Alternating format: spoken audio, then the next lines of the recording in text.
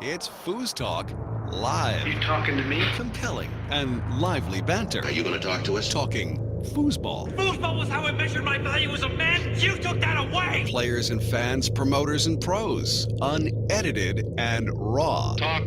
Living in the moment. We have a lot of important things to talk about. All while practicing social distancing. Cool. We'll talk. No big whoop. Let's get this thing started.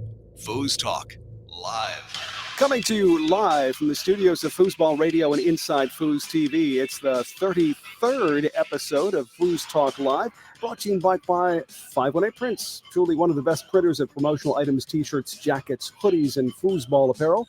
Visit 518prints.com. FoosTalk also brought to you in part by Foosballers The Movie. Find out more about this Joe Hesslinger documentary at foosballersthemovie.com. Brought to you in part by Foosball Clubs USA, promoting foosball through school systems all over the country. Visit foosballclubsusa.com and make a donation. Thank you very much.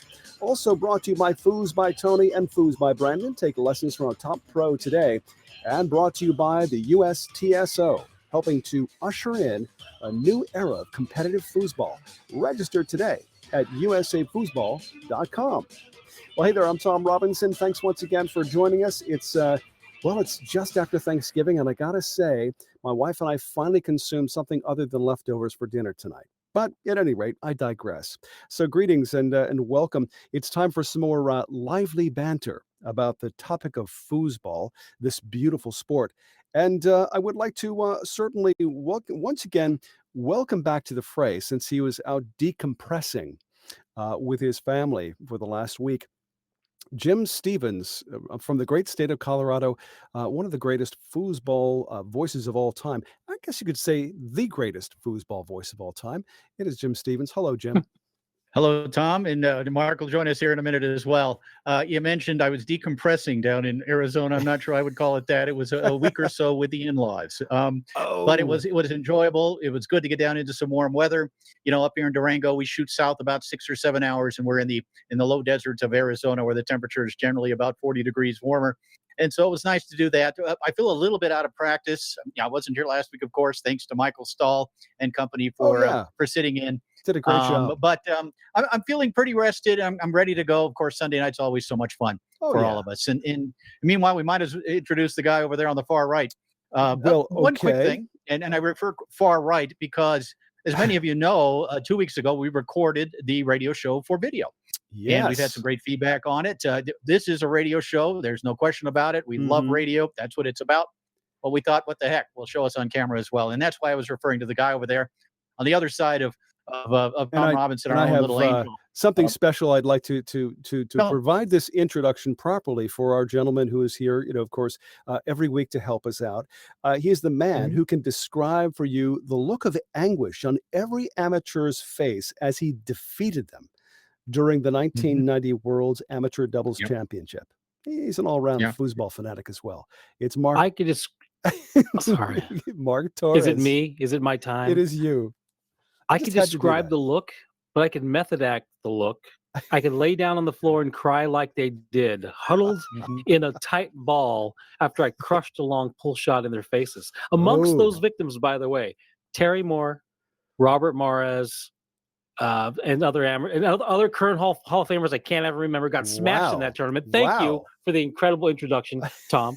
Am I on the right on your screen, Jim? Is that how it looks on your screen? I don't see the I actually don't see the framework for it. You're on my left. You're on my left, but to the viewers, it would be on the right. Tom's in the middle. Tom's the boss. I'm always around stuck here. in the He's middle. the host. He gets the middle spot. That brings to mind Steelers wheel stuck in the middle with you. Man, wow, that song was actually written by Paul McCartney. Actually, Paul McCartney he was a good friend of Jerry Rafferty's. Yeah. I was born about 30 years after that song was released, so I can't identify with whatever you guys are saying. You've seen Reservoir Dogs, right? You've seen the movie? Oh, yeah. Reservoir Dogs? Yeah, man. Completely changes your viewpoint of that song forever and ever and ever. Every Tarantino movie, very similar ending, right? Everybody dies, maybe, except for incredible show. So, what are we talking about? What was this thing about foosball week? We're supposed to talk about foosball tonight. Was that true? That's the plan. And we've got a really special guest tonight as well. It's Ecaterina Sarbulescu of Romania, who of course is one of the co-hosts of that Linh and Cati Show on the Inside Foos TV Twitch channel on every Tuesday. Right. at 9 p.m. Central European time. I believe that's 1 p.m. 2 Our p.m. time. Eastern. Or, I think well, it is. Eastern for me. It would be 1 check your p.m. local 1 listings. p.m. Eastern for me. Eastern time. 1 p.m. Eastern. Yes. All right, there you go. She's in Eastern Europe, so she is a full 9 hours later than me, which means she's up right now at just after 4 a.m. They're in Romania. So that's dedication. Talk about someone who loves the sport. That's Cati. Yeah, absolutely. Wow. Yeah. So we're looking forward to getting a chance to travel the globe this evening, as we have not had the opportunity yet to do so. This is going to be our first stepping outside the borders of this fair country. So yeah, looking forward to this. It's going to be a lot of fun. Speaking of which, what happened on your trip, Jim? Talk about other than anything fun that you did during the time. Well, of course, we had the kids with us. They bring the bicycles. We go hiking. We actually camped down for 3 or 4 days down in southeast Arizona in some of the greatest birding and wildlife area in the country, the Chiricahua Mountains. So we got out, hiked, enjoyed some good fresh air, and had a nice time with the kids. Kids got to swim, and of course visit with the in-laws, which is always a lot of fun. That's great. So how'd you navigate the looks of disappointment this time, Jim? What happened? Just kidding. You learn, after a long period of time, you sidestep them, you redirect, you change the subject, and yes, there's lots of different things you can do to avoid the scrutiny, if you will. Well, but I deal with it. I deal with it all the time, man. I deal with it all the time. You can't. Never good enough. I get it. Oh, I can't wait till my wife hears this one, or her parents hear this one.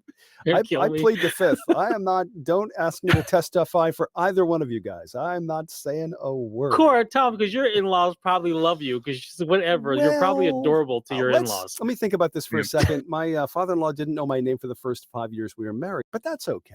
Only 5. Yeah, only 5. It's horrible. No, I digress. Oh man. So sounds like we have similar lives, but that's why we're doing the show together. So, okay. So, Jim, we really missed you last week because I didn't get a chance to do the IPA of the week, and I'm really desperate. So, if you don't mind.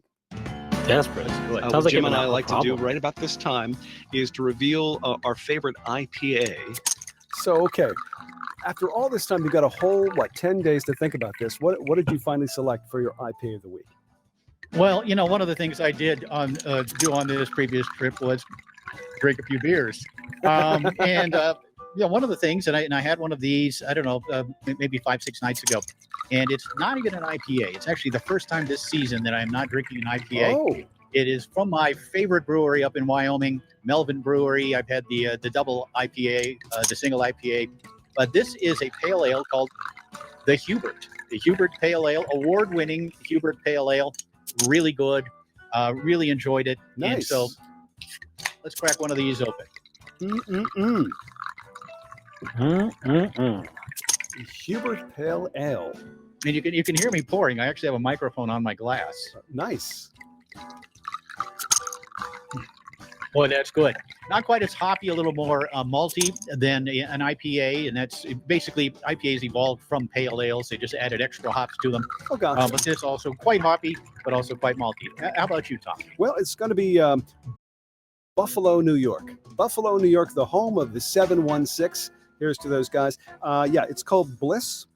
And the brewery, by the way, the brewery, I'm not sure. I think it's the Bliss Brewery Company, but it's a double IPA and 8.0% volume of alcohol. So you're going to be smashed. Yeah, look out, man. Yeah. Let's see if I can handle it. Don't lose a fingernail. I don't have a snifter. Yeah, ouch. Wow. Yeah, Bliss. That's usually what you say after you drink a double IPA. You say, "Oh, that's Bliss." Cheers. Bliss really good. And you guys always ignore me. So, Mark, what do you got tonight? What's Mark drinking? This is coffee. It has cream and sugar, and I'll be wired to the ceiling. Look at how big that coffee is. And I may finish this and then run straight up the wall. Well, so that answers I win. What your usual performance is fueled by some kind of caffeine drink. Is that correct? No. No. Sheer will, baby. Sheer will. Sheer will. Coffee. I got to drink the coffee to tamponade the whole thing to bring it down a notch. Okay. All right. Or the whole thing, the internet explodes. As long as you've got something to toast with, because that's what we need to do. We need to toast our honor group of the week. And by the way, the honor group of the week is the first time honor group from outside the continental U.S. This time, it's the Lowen Hamburg Lions. And I believe the Lowen Hamburg. Yeah, yes. Lowen actually means lion. I believe our guest, Cati, is a member of the Lowen Hamburg Lions. I think she said that they're like number one in Europe, something like that, as far as clubs go. So we'll have to find out more right about up there the with club. the Berlin Bears, no doubt, right? Here's to the Hamburg Lowen two of the great. Lions. Here's to the Lion Hamburg Lions. Okay. Excellent. All right, very good. We have an exciting top five tonight. Mark Torres and I have had some difficulty coming up with top fives each and every week. We try to come up with new things about the 5-row, the 3-row of great players, great events, etc. So we've kind of made it easy on ourselves, and we're going to try to give a little bit of a history lesson coming up here in the near future, where we're going to take eras, we're going to take tables, and we're going to identify the top performers on those tables during those times, which opens up a whole bunch of new top fives for us to utilize. And tonight, we're going to take a peek back at the early to mid 1980s, the Dynamo Tour. It was the tour immediately after tournament soccer and just before. In fact, there was some crossover with Tornado, but about a 6-year period where Dynamo was the predominant table. And we're going to talk about the best Dynamo forwards of that era, 1982 through 1987, approximately. Okay. And so wow. A little bit of foosball history. Mark, of course, has proven himself to be quite the historian. Yeah. And we're going to try to remember those days, of which I was smack dab in the middle of. Mark and I will talk a little bit more about all of that when we get to the top five tonight. So there is one thing that we should probably address first, just because, we are going to be talking to one of the greater pro lady players from Europe, Cati, or Ecaterina. I thought perhaps that we could share the foosball flashback and see what that sounds like. With great moments in foosball history, this is a FoosTalk Live flashback. She waits and strokes it home near side. It's championship point from Eileen Trand and Ecaterina Sarbulescu, as they're just a goal away from the championship. Starring. Can't connect on the pass. It comes back to Sarbulescu, who's already scored 3 here in this match. Make it 4 as that one goes off a man and in, and it's Mylin Tran and Ecaterina Sarbulescu, who are the 2019 Leonhardt World Series Women's Doubles Champions. What a performance from the team in blue. Listen in next time for another great moment in foosball history. It's FoosTalk Live flashback. So that sounds like a pretty amazing match. So Jim, you sounded different there. In fact, you sounded like maybe you could have been hosting an underground FM radio show, something like that. Hey man, let's twist one up and listen to a little Pink Floyd. That's exactly the way it was. We were sitting in the booth there, high above the sidelines there in Germany, calling the action as we were twisting one up. You're right, Tom. I don't know how to respond to that, but it was it was a great performance, and that was Linh and Cati winning that Leonhardt World Championship in 2019. Yes. And a great performance by those two, and of course that's who we're talking about tonight as well, with that Linh and Cati show on the Inside Foos Twitch channel. Yeah. But a great performance by both Linh and Cati in that match. Yeah, no, it's I got to say they have a name in Europe, and of course tonight we're going to find out more about where that all started and how, of course, now they're hosting this show together, which only makes sense. And love to see what they have to say about that, or what Cati has to say about that.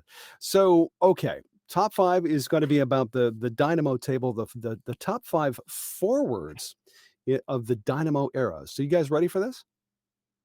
And try, man. This is the era before my era. Yeah. It's like a nostalgia of history, getting history from history while I was there in the 90s. Anyway, late 80s. Keep going, man. Yeah, I'm ready. Here it comes. Let's go. Do your thing, Tom. Time once again for the FoosTalk Live Top 5. 5, 4, 3, 2, 1. Here's Jim Stevens and Mark Torres. You know, Mark, we talked about how we were going to focus in on this very specific 6-year period, the Dynamo era. It's actually the era where I turned pro in 1982. I've maybe mentioned this once or twice compared to the 48 times that Mark has talked about his 1990 amateur world championship. But in 1982, I was lucky enough to take third in open doubles at the U.S. Open, had 2 other top 3 finishes in open events on the early Dynamo Tour, actually called the Pro Built Tour in 1982. As many of you have seen in the movie Foosballers, the tournament soccer tour, this monster tour, $1 million tour, came crashing down in 1981. And we were all quite depressed. Obviously, the top players were, and in some cases, really depressed. And losing this paycheck. This is who they thought they were going to be, foosball players forever. And the prize money went from $1 million basically in 1981 down to about $65,000, spread out over about 10 events in 1982, a much smaller tour. It was very different. It was a different world.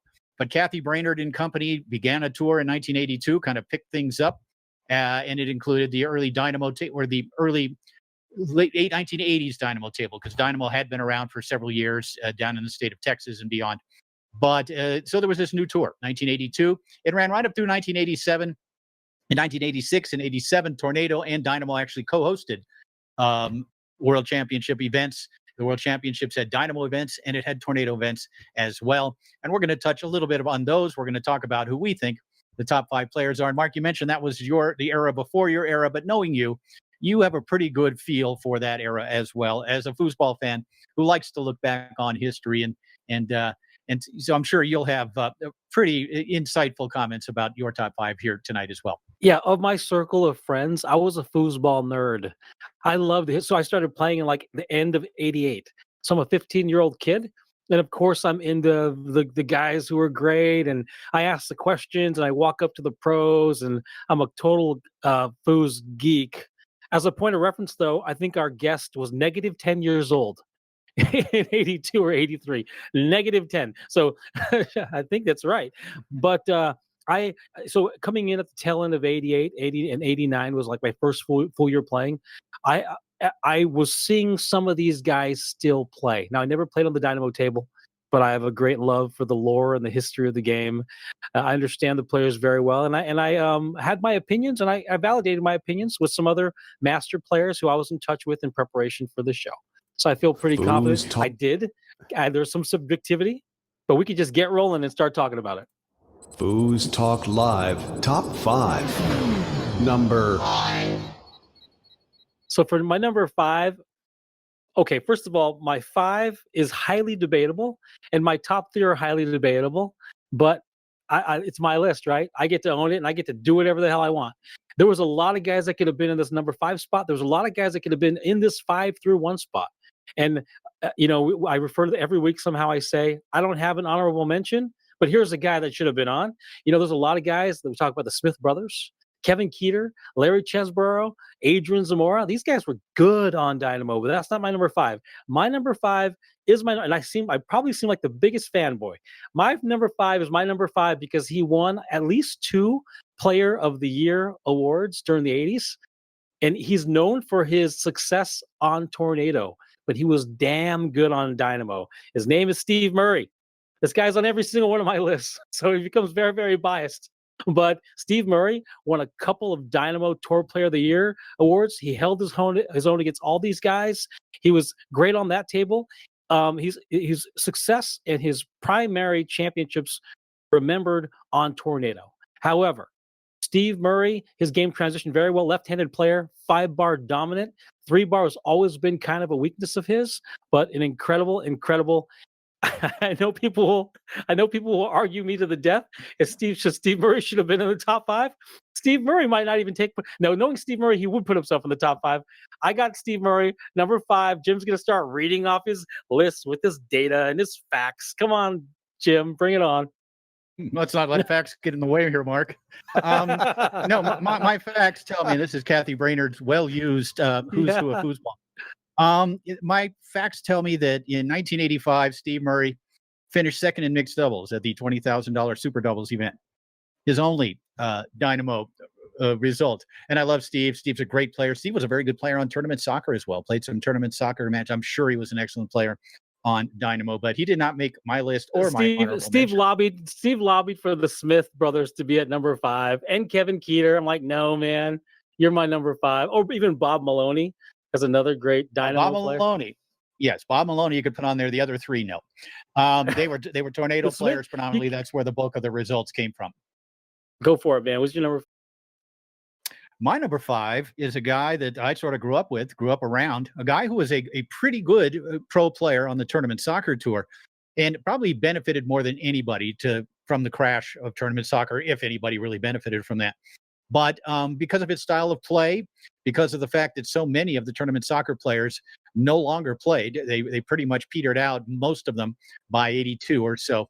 And so Greg Perry, Jeep, benefited greatly from the fact that maybe the competition wasn't quite as strong. I think the Dynamo may have been a table he was more comfortable on anyway. The Dynamo table was kind of a transition from the brown top of the tournament soccer area. It did have a brown top. Men were different. Handles were a little different. Playing conditions were very similar, though. It was the same game that everyone had played. But Greg Perry, lots of top 5 finishes during the course of his career. But maybe the biggest thing was in 1985 at the National Championships, and we've talked about this on the air before, when he paired with Tina Roton to win the National Championships in open doubles on the Dynamo table. Jeep was an outstanding player locally in Southern California. He was, we had some really, really good players during that time period, but he was the best of what we had, certainly during that time period. And he also made his mark significantly on the Pro Tour as well on the Dynamo table. Solid finishes, solid years, one after another. The big one, of course, the 85 National Championship, also had some high finishes at the Worlds. But for me, and there were some other people in the mix, we'll talk about those honorable mentions a little later on. But for me, number 5 was my old friend from Southern California, Greg Jeep Perry. FoosTalk Live Top 5. Number 4. So I get to put all my favorite players on this list. Just because. No, my number 4 is Johnny Horton. So some guys' games transitioned well from a finesse game into a power game, and some did not. And one gentleman on my list, his game did not. We'll get to him later. But and Jim's probably gonna go ahead, give me your facts, Jim. Johnny Horton was a stud. he's gonna edit this. I think Johnny Horton was a beast. And of course, we know what he did on Tornado, but he was domineering and a powerhouse forward. Great finesse game, great chip pass, great pull shot. Johnny Horton is my number 4. No, that's a good one. No question about it. And he is on my list. And it was tough. 3 and 4 were kind of tough for me. Mm-hmm. But my number 4 is Tom Speer. Mm-hmm. And he didn't have a great all-around career during that era, but he did win the World Championship in open singles in 1982, the first year of a Dynamo World Championship during that era. And Speer was Speer. We've talked so much about how smart he was, how he had just 2 or 3 basic passes that he used brilliantly, and that his pull shot wasn't necessarily the strongest pull shot around, but it got the job done. But for me, you win a World Championship on a table, I don't see how you can't, put him on the list. And for me, Tom Speer, tournament soccer, Dynamo, Tornado, great player, Hall of Fame player on all 3 tables.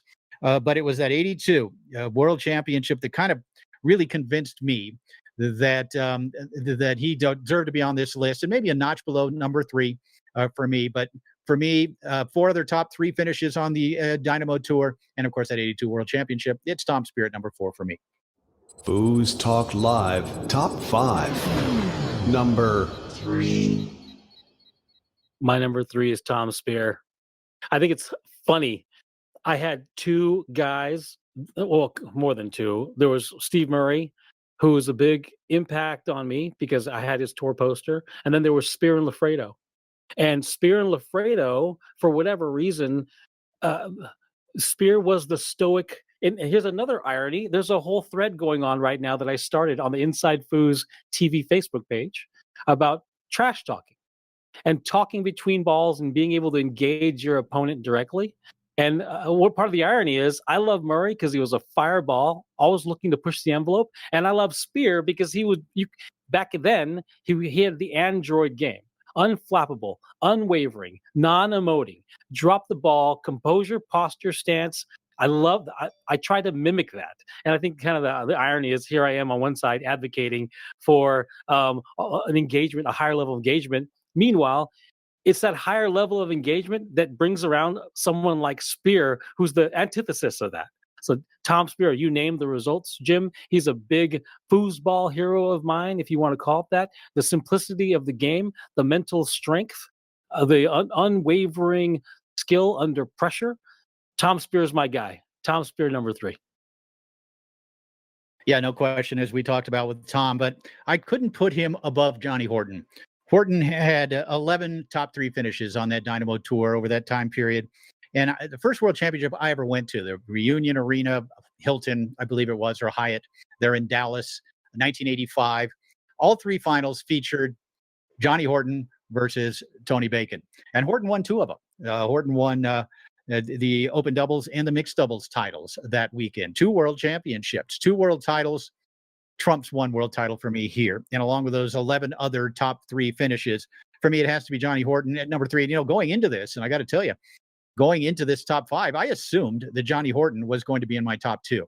But after reviewing the records of the various players, it was quite obvious that he was not going to be any higher than 3 on my list. But yet, number 3 is Johnny Horton, for me, number 3, the top forwards from the Dynamo era. FoosTalk Live Top 5. Number 2. I think our top 2 are going to be the same. It's just the order. And the order plays to Jim's favor because he played during this era and I did not. And that's why I'm imbuing a whole bunch of creativity in my choices. But I think even as creative as you want to be, there becomes a limitation where you're just mocking history if you try to get too creative. My number 2, and I'll admit a free hand that Jim's number 2 and 1 will probably be more accurate than mine. My number 2 is Todd Lafredo. Todd Lafredo won, when they mixed tables, he won both open doubles titles at the Worlds, the Tornado table and the Dynamo. He won both of those. Todd's another guy who reminds me, well, you can't say Todd reminds me of Horton. You could say Horton reminds me of Todd, I guess. But Todd's game transitioned perfectly between finesse and power. Now, all that said, Todd was absolutely served by that transition completely over to Tornado. It is, the greatness of Todd can't be questioned. Todd, obviously, multi-table, he's shown, I guess the history has shown now with his multi-table excellence that he could have done it well, but absolutely his game played for both styles, Dynamo and Tornado, which are dramatically different styles of play. There were guys that couldn't make the transition. Bottom line, Lafredo's game did. He was dominant on both tables. Todd Lafredo's my number 2. Yeah, he's number 2 for me as well. And I wasn't sure that was going to happen. Todd Lafredo won the 1984 World Singles Championship on Dynamo. That is the last World Championship that Todd Lafredo won in open singles. How about that? That has now been 36 years ago. He won the World Singles Championship, has competed for it on several occasions, has won maybe 20 doubles titles since then. But that's the last one he won. That's a remarkable statistic. A man this great, a great singles player throughout his career, but that's the last singles championship at the Worlds that he won. He did win 3 overall world championships on Dynamo, a couple of open doubles as well, and had a really good career. And again, a guy that transitioned from tournament soccer to Dynamo, Tornado, had success on all of them, different levels of success. Certainly Tornado for Todd Lafredo has been the table, but not in singles. But I was surprised. When I went back and I looked at the record, that I put him ahead of Horton, and for obvious reasons. 3 world championships, 4 other top 3s at the Worlds. So 6 overall top 3 finishes on the Dynamo table at the World Championships. Unquestionably, in my opinion, and in Mark's, Todd Lafredo, number 2 on the list. Let me ask something before we go, Tom. I know Todd won a lot of other tour open singles events. He didn't win on Tornado. He won a lot of other open singles tour events, including he won master singles. Todd was a little bit of a funny character. The world's open singles title is very difficult to win in any scenario. And Todd would focus more on doubles at some point, and he would do a thing where he got in the money. That's a whole other can of worms. When he got in the money, how his behavior changed toward being competitive, fine. But yeah, it's a great detail that the last open singles title he won was on Dynamo. Are you ready? Here it comes. Ready. Yes, now I'm ready. FoosTalk Live proudly presents the top 5. Number 1.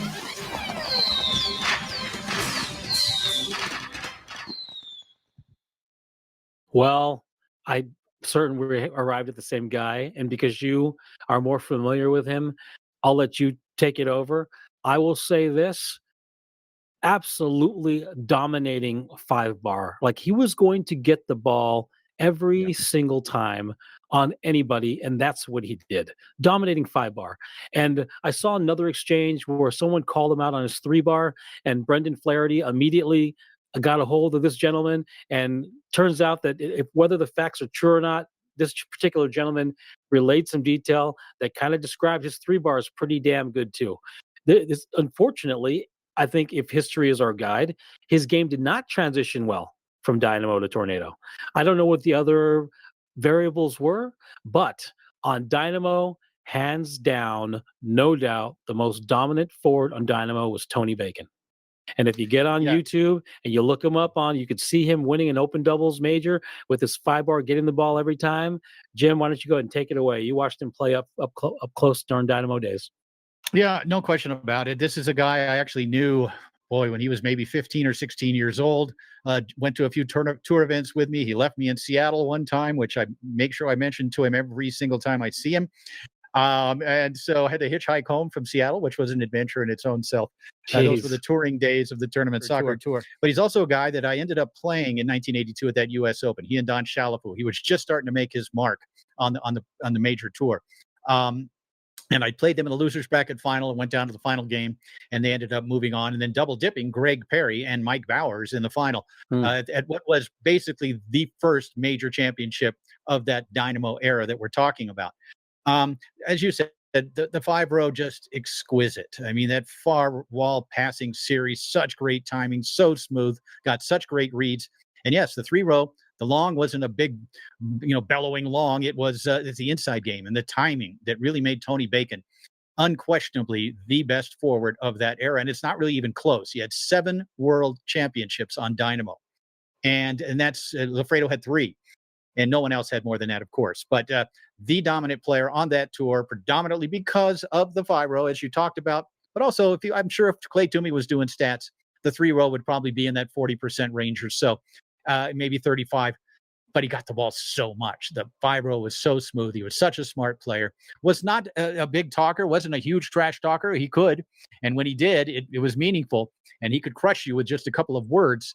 But he was a fighter, and literally a fighter. I think a former boxer up in the state of Michigan where he grew up, and a guy that was a fighter on the table, just as tough as nails. But unquestionably, the best forward of the Dynamo era was Tony Bacon. Now, forgive my ignorance here, guys, and I think this is a great top 5 idea. Of course, we exploring a different era. Now, I think I've played on Dynamo maybe, I don't know, a few times recreationally. I have a question. If we were to take this list of people that played in Dynamo and excelled, what kind of shot did most of them do? Pull shot. Almost every single one. Jeep was a push kick. Okay. Everyone else was a pull shot. Okay. So everyone else with a pull shot. If we were to take that era of people, that group of players, and compare them to today's, shall we say, rollover snake shooters, how would they fare? Well, that's a very difficult question to answer. The rollover is a game-changing shot because there's a lot less endurance to shoot it over a time frame. These guys would burn their shoulders out over a long duration. There's a lot more variables to executing. I could completely flub a rollover; it'll be on goal. You can't. There's no tension on the rod besides flipping the rod over. Right. Shooting a pull shot, the variables just come crashing in on you when the anxiety is high. You grip the rod too soft, too hard. You got your timing of. And Dynamo is not the same as Tornado. The goal is smaller. There's 3 men as opposed to 5 men back there. Right. So how would they transition? This is what I know to be true. And it's funny because someone says this. I can't remember who says it in the Foosballers documentary. The guys who were great back then would have been great now. And it was Bowers who said this. It's because Lafredo is still here. Right. And he's still great at 60. Unfortunately, you can call it money, you can call it change in the culture, you could call it growing up and growing out of the game. If the money had stayed in the game, we'd see hundreds and hundreds and hundreds of players that focused and committed to the game as a professional sport. And we don't see that. We don't see that now. We don't really see it. I think Spreedeman is one example. But the time, energy, focus, commitment, practice, that is a highly focused acumen that you see professionals do. Someone like Tony, if everyone duplicated Tony and guys shot a pull shot, did that, my answer is they'd be highly competitive. Yeah. They'd be highly competitive. And also, if you look at the list, our top 5 here, Greg Perry won a world championship. Actually, he did not win a world championship, but did win a national championship. Didn't win one during the snake era. Won one just before. Oh, that's right. That's right. Okay. 88. And so just before the snake era, Perry won with a push kick. Tom Speer, 1994 world champion during the snake era. Johnny Horton, 2001 world singles champion during the snake era. Lafredo, multiple world championships. So great players are great players. A great pull shot can beat a great snake shot, no question about it, especially with guys who have been shooting it for such a long time. All of these guys, Speer, Horton, Lafredo, all started in the 1970s. Gummison, Adrian, still here, still winning. Yeah. So you can't count out a great pull shot. Steve Murray as well won a world championship shooting a pull shot in 1993 in mixed doubles and beat Tommy Atkinson in that one, who was predominantly in that match shooting a snake shot. So very good question, Tom, but I think a great player is a great player. Okay. Bacon didn't have the success on Tornado, but his career sort of petered out in the early 90s. No. But he'd be the only one. Let me ask the question then, because I know in Europe they're playing what we call classic matches where the snake is outlawed. So you can't play a snake. You have to either push or pull or push kick or pull kick. Shouldn't we introduce that in this country? Yeah, I'll speak to that briefly. Warrior table soccer had a whatever it was, classic doubles or warrior doubles or whatever. And it's funny because it was on the easy board, the foosballboard.net, and everyone was talking about it before. It must have been 8 years ago or whenever it was. Okay. And I said, you guys need to stop worrying about whether or not you can shoot a snake, because I can promise you Tony Spreedeman will be in the finals anyway. No matter what he shoots, he will be in the finals. And guess what? He was in the finals every single time. He can't stop the 5-bar, and he shot a pull kick. I think he lost a couple finals, and I think he won some, but they couldn't beat Tony anyway. Point being, I think it's a great event. I think it's amazing. I think there should be more of it, and it's fine. It has its place. Snake has its place. Classic or whatever you call it has its place, and it's a different game, and it's a fun game. But the top players will still be the top players. Gotcha. Gotcha. Exactly. Warrior has attempted to do this as well, and there's some complaining, but not from Tony, who is obviously one of the great snake shooters in the history of the game. But he loves shooting that snake, that pull kick. It's quick. So no, and I like it. I like having a different event. I like having a trash talk doubles, maybe, Yeah. And so have some different events. Try some different things out. Have some different formats that are both fun, entertaining, and competitive. And so maybe that's something that we'll see more and more of. And I think the ITSF did kind of take that idea from Brendan Flaherty and Warrior. Okay. So let's give him a little credit for wanting to do that. But his came out of just an absolute hatred of the snake shot. So or the spin shot. Old school. Definitely old school. No, I think that this is certainly worth exploring. Now, Mark, I just wanted to touch base with you and thank you, first of all, for starting that war online when it comes to the looking for debate topics. And wow, 300 plus responses. Was more than that. There might be over 300 now. Wow. So I'll be brief about this. I like to be incendiary to start an engagement. I actually have a strategic means to an end. And so I use the language trash talking. I'm looking for a wholesale rules change. It doesn't have to be trash talking. It should be, you should be able to engage your opposition with eye contact and say, within limits, what you want to say. I should be able to look someone in the eye and say, I'm going to slap your weak lane pass right into the goal on this next possession. I should be able to do that. And you can't do that on Tornado. You can't make eye contact. And here's the other comic thing. You can't grunt. Now, you could be sipping a mint julep in Madison Square Garden watching the U.S. Open or wherever the heck it is, and Rafael Nadal is down there grunting, and they're down there fighting a war, and the crowd, you can't grunt in foosball. You know why? Because it fractures our tiny little brains. We can't deal with it. It's a distraction. It's hurting my senses. You know, I don't even think the spectators at the U.S. Open can't even grunt. They're not allowed to, right? You have the tennis crowds have to be quiet. Yeah, but foosball is not tennis. Let's embrace the nature of our sport. Let's make it fun. I should be able to say what I want to say to somebody to their face and mock them and do whatever I want, or say nothing. I should have that choice. Foosball is no place for a quiet, church-like atmosphere where people clap politely between possessions. That is silly.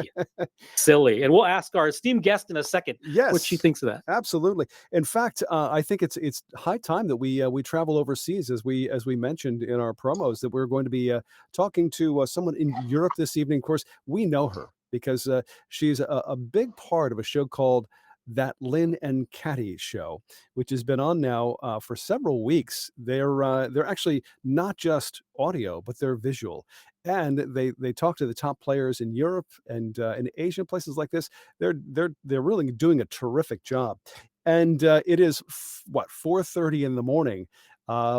Central European time at the moment, and yet Ecaterina Sarbulescu has decided to join us. Cati, are you there? Yes, hello. Welcome to FoosTalk. I'm here. Hello, welcome. So how are you feeling at 4:30 in the morning? Oh, it's easy. It's another normal night for me. But thank you for having me. Yeah, I would have otherwise been playing video games. I see. Well, video games and foosball. I had no idea there was a way to meld the two. Well, first of all, we have a tradition here. We love to ask the question: what was the first time you saw a foosball table? Or I'm sorry, in your part of the world, what do you refer to as foosball? I should ask that first. What's the proper name for foosball there? We call it Foosball, yeah. Okay. Gotcha. And the first time I ever saw it, I was, I think, around 6 years old. Oh. And I went with my father to a McDonald's to, as a kid, get a little Happy Meal. Okay. And I don't know how they do in other places, but in Romania, you can celebrate your birthday at McDonald's, and they bring different like pinballs or different games.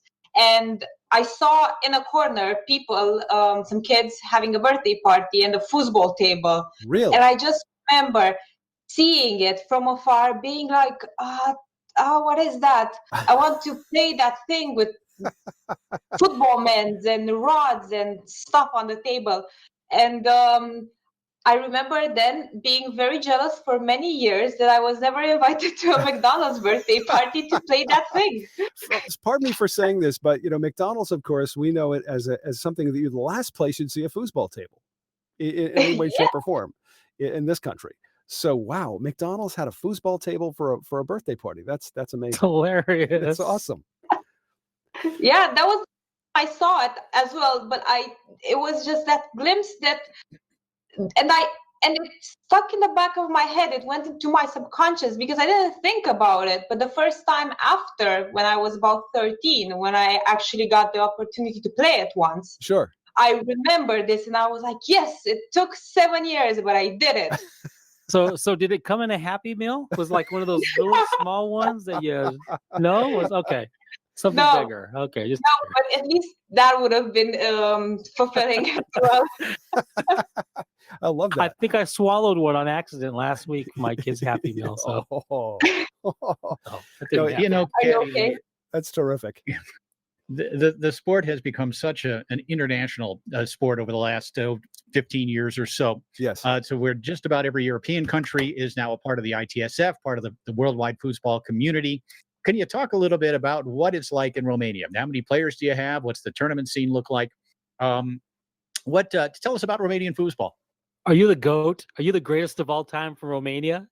I might be. Nice. Tell us.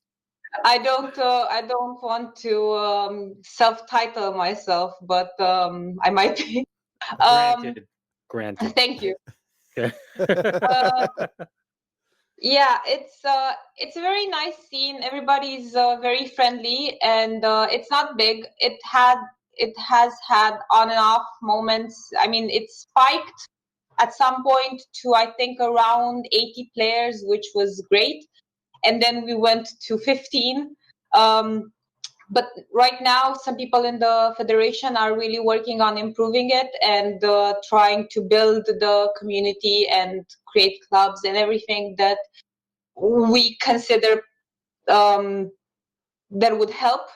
So, yeah, we used to have it in a lot of bars, so it was a bar sport, and but we're trying to transition it as much as and label it as a sport, if that's even possible, between 30 people. But it's lovely. That's fantastic. Now, how often, let's say outside the pandemic, of course, Romania, like every other country, are you currently on lockdown? Are you seeing a resurgence? Yes, we are. We only we're not allowed to go outside between 11 p.m. and 5 a.m. So we have a curfew. Okay. Yeah. So you go to sleep at 5. You go to sleep at 5 a.m. and wake up at 10:30. Yeah, I have to go to the store. You need 30 minutes to go to the store. So when you are playing, when you're permitted to play, I mean, how do you play once a week? Or you play every day? What's your schedule like? We're not. We're actually. I have a table at home, so I can play. I practice. I've actually been playing more than I've played in my life. I think it's that hunger. Mm-hmm. But everybody else has not played since March. Wow. I mean, all the other people who don't have tables at home. Yeah, it's that from that point of view, it's a bit sad.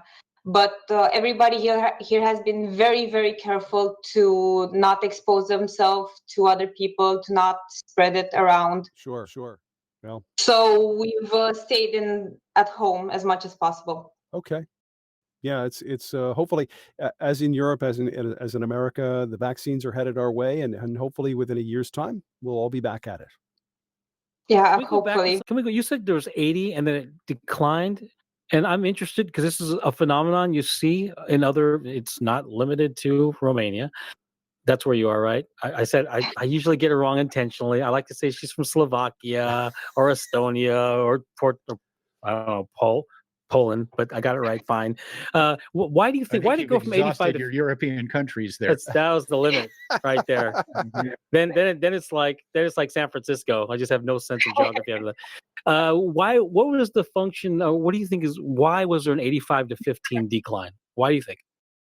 I have a theory, but I think this is the case that we have. The president of the federation is also one of the best players that we have, and he is very good. And for a lot of people, he won. So for years and years, since I've been in the scene, he has been the most constant winner, and nobody ever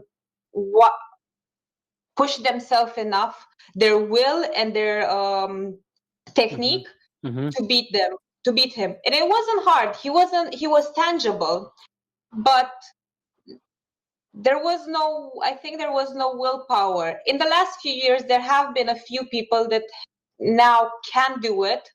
And those are the people who stayed. The people who managed to finally get themselves the title or a place on the podium, those are the ones that stayed. Some people just don't want to push themselves, I think. Yeah. Okay. Now, we mentioned that, in fact, we heard the audio a little earlier about you winning the 2019 Leonhardt World Championship in women's doubles. You're also the 2019 Bundesliga champions. One thing, Tom, club foosball in Europe's a little bit different.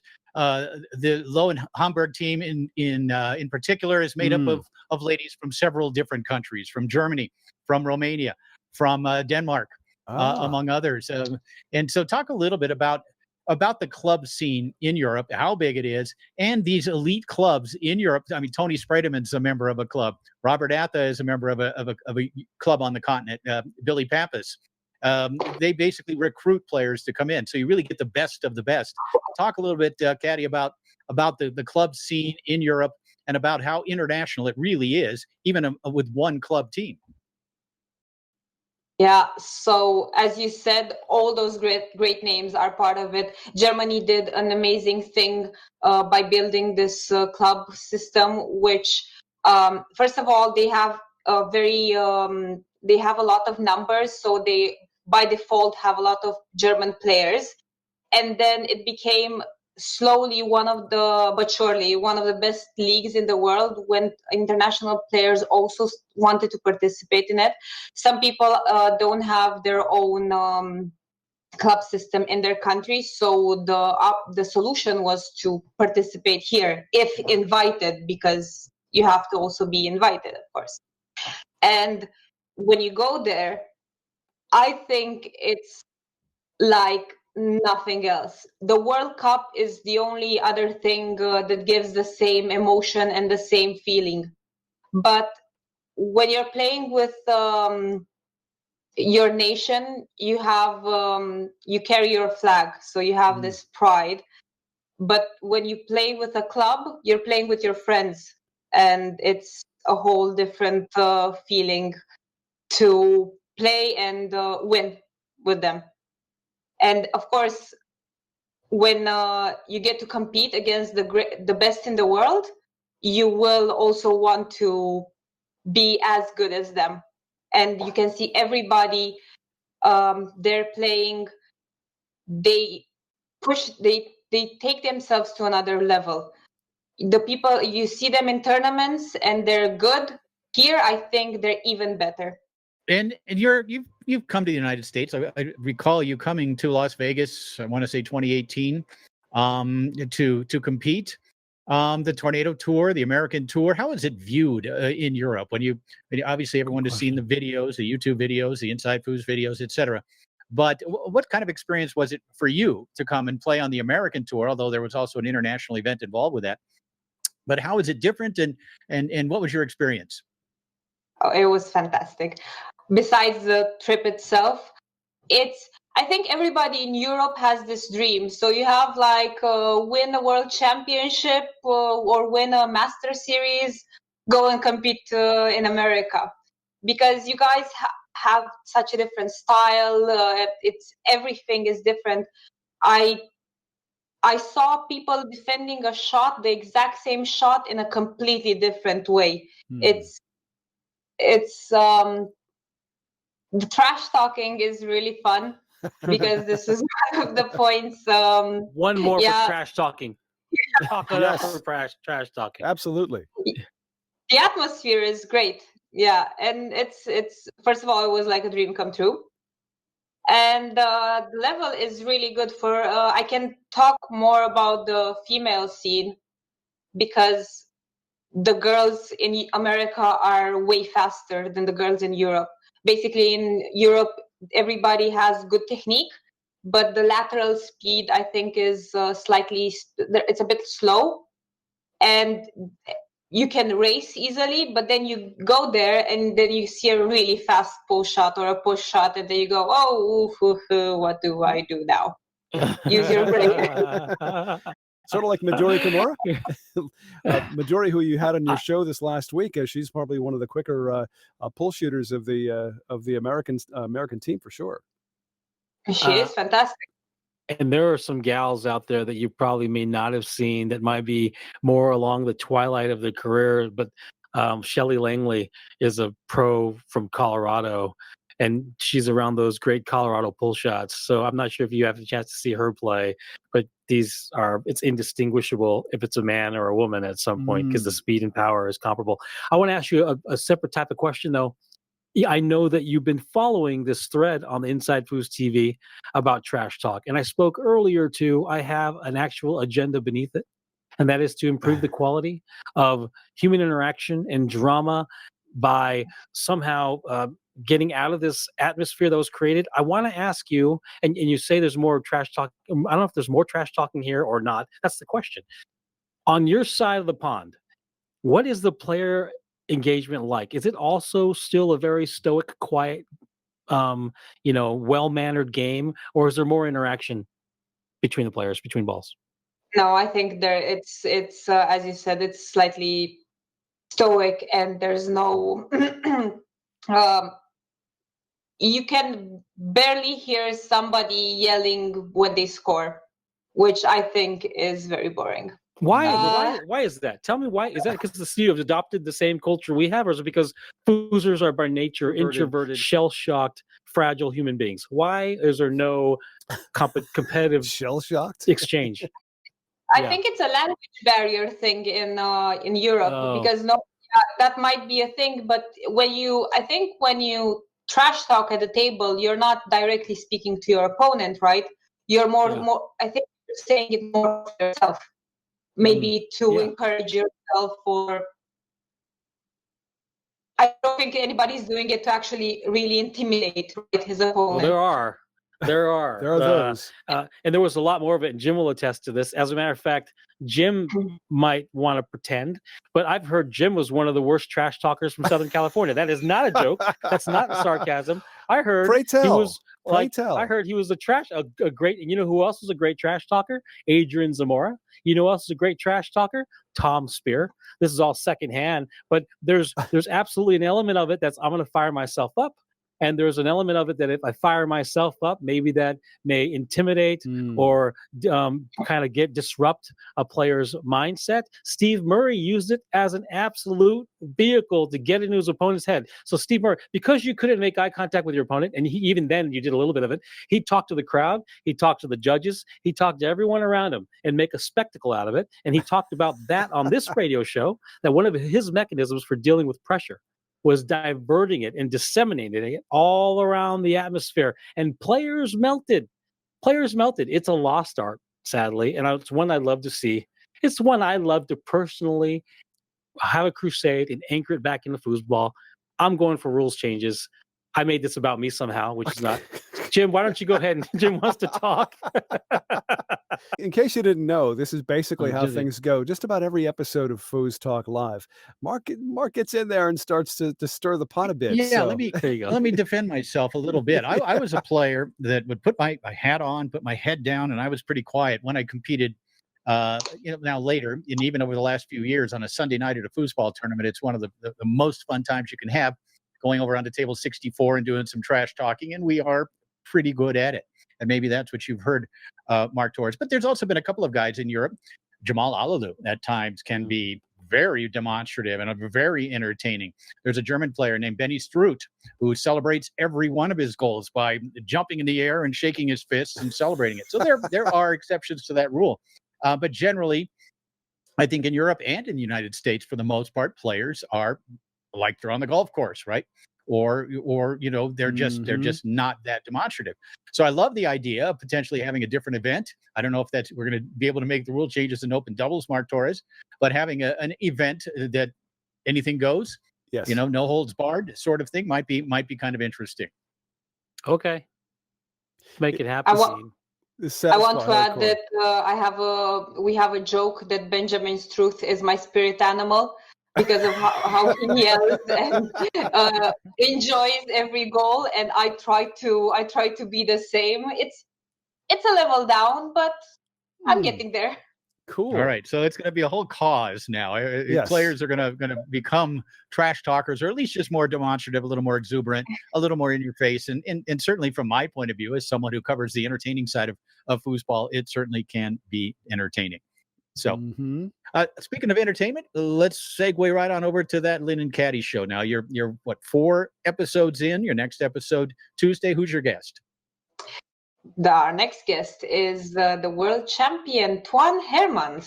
Not only world champion in singles, but also second vice champion in open doubles. He had quite a run in Murcia. And from the moment we started this show, I said that he has to be one of the people, and Linh, of course, agreed that he has to be one of the people on the show. We want to hear his journey, especially because he hasn't told it before. It was a very quick journey. I mean, he was a guy, you look at the results in the ITSF website, there really wasn't much there coming into Murcia. And then here he is, and like as you say, in the finals of both singles and doubles, lost in doubles to the Americans, Blake Robertson and Ryan Moore, but beat Robert Atha in the finals of singles. Completely unexpected. Again, second World Cup in a row where the singles champion was somebody that we just didn't expect. And so that should be a lot of fun. Who've been some of the other guests you've had? Because of course, viewers can go back to the Twitch channel and watch some of the previous episodes. Who else have you had on there? We also had the lovely Midori Kimura, the Luxembourgese superstar Leonardo Stamera, and the two German players, very good, both of them German champions, Semin Mensah and Max Hoyer, who are all very entertaining and full of experience. If you had to pick a Romanian for one of the next shows, is there anyone who's going to be the next Romanian on the show besides you? Anybody? There are people that can surely talk and have a lot of great stories, and they will come one day. I just need their matches. All right, great. So, Cati, do you have a favorite show so far? Is there any particular show that you want to tell us that was your favorite, or what was maybe your least favorite? Ooh, am I allowed to say? It's like asking which one of your children you love more. Oh, right. Right. Sorry. I think I do like the Leonardo Stamera episode the most. He said some things. He mentally ticked some boxes I really wanted to hear. How he prepares for a match, how he grew in foosball, how why he did it, what motivated him. Also explained some technical stuff, gave advice to amateurs. It had everything. I felt like it had everything. One of the things I really love about your show is while you're talking to your guests, you have a match up on the screen as well, as they talk about, what happened on the table. I love that element of your show because they can discuss what they were going through at the moment that they scored, a crucial point at a specific part in a match. What drove you to that? Whose idea was that? It was both of us. Early on, when the pandemic started, I was my boyfriend bought the Inside Foos full collection. Nice. And the first 2 months I just spent watching almost everything. Wow. And and I was messaging Lynn, who is, besides my partner, a very good friend. And I was messaging her, telling her all these things like, I'm watching this match and that match, and oh my God, 96, Jesus, what a difference. And hilarious. Yeah. And while we were talking, we realized that we both have different ways of analyzing and different perspectives of the match. She likes to talk about the technique and the choices people make, while I go like, oh my God, look at that body language, or that grunt, or who's got the best grunt? And because I like the story of the match, so we thought that putting those two things together should be hopefully a good combination. But we also wanted to approach both Europe and America, and generally the entire world, because the shows are a bit different.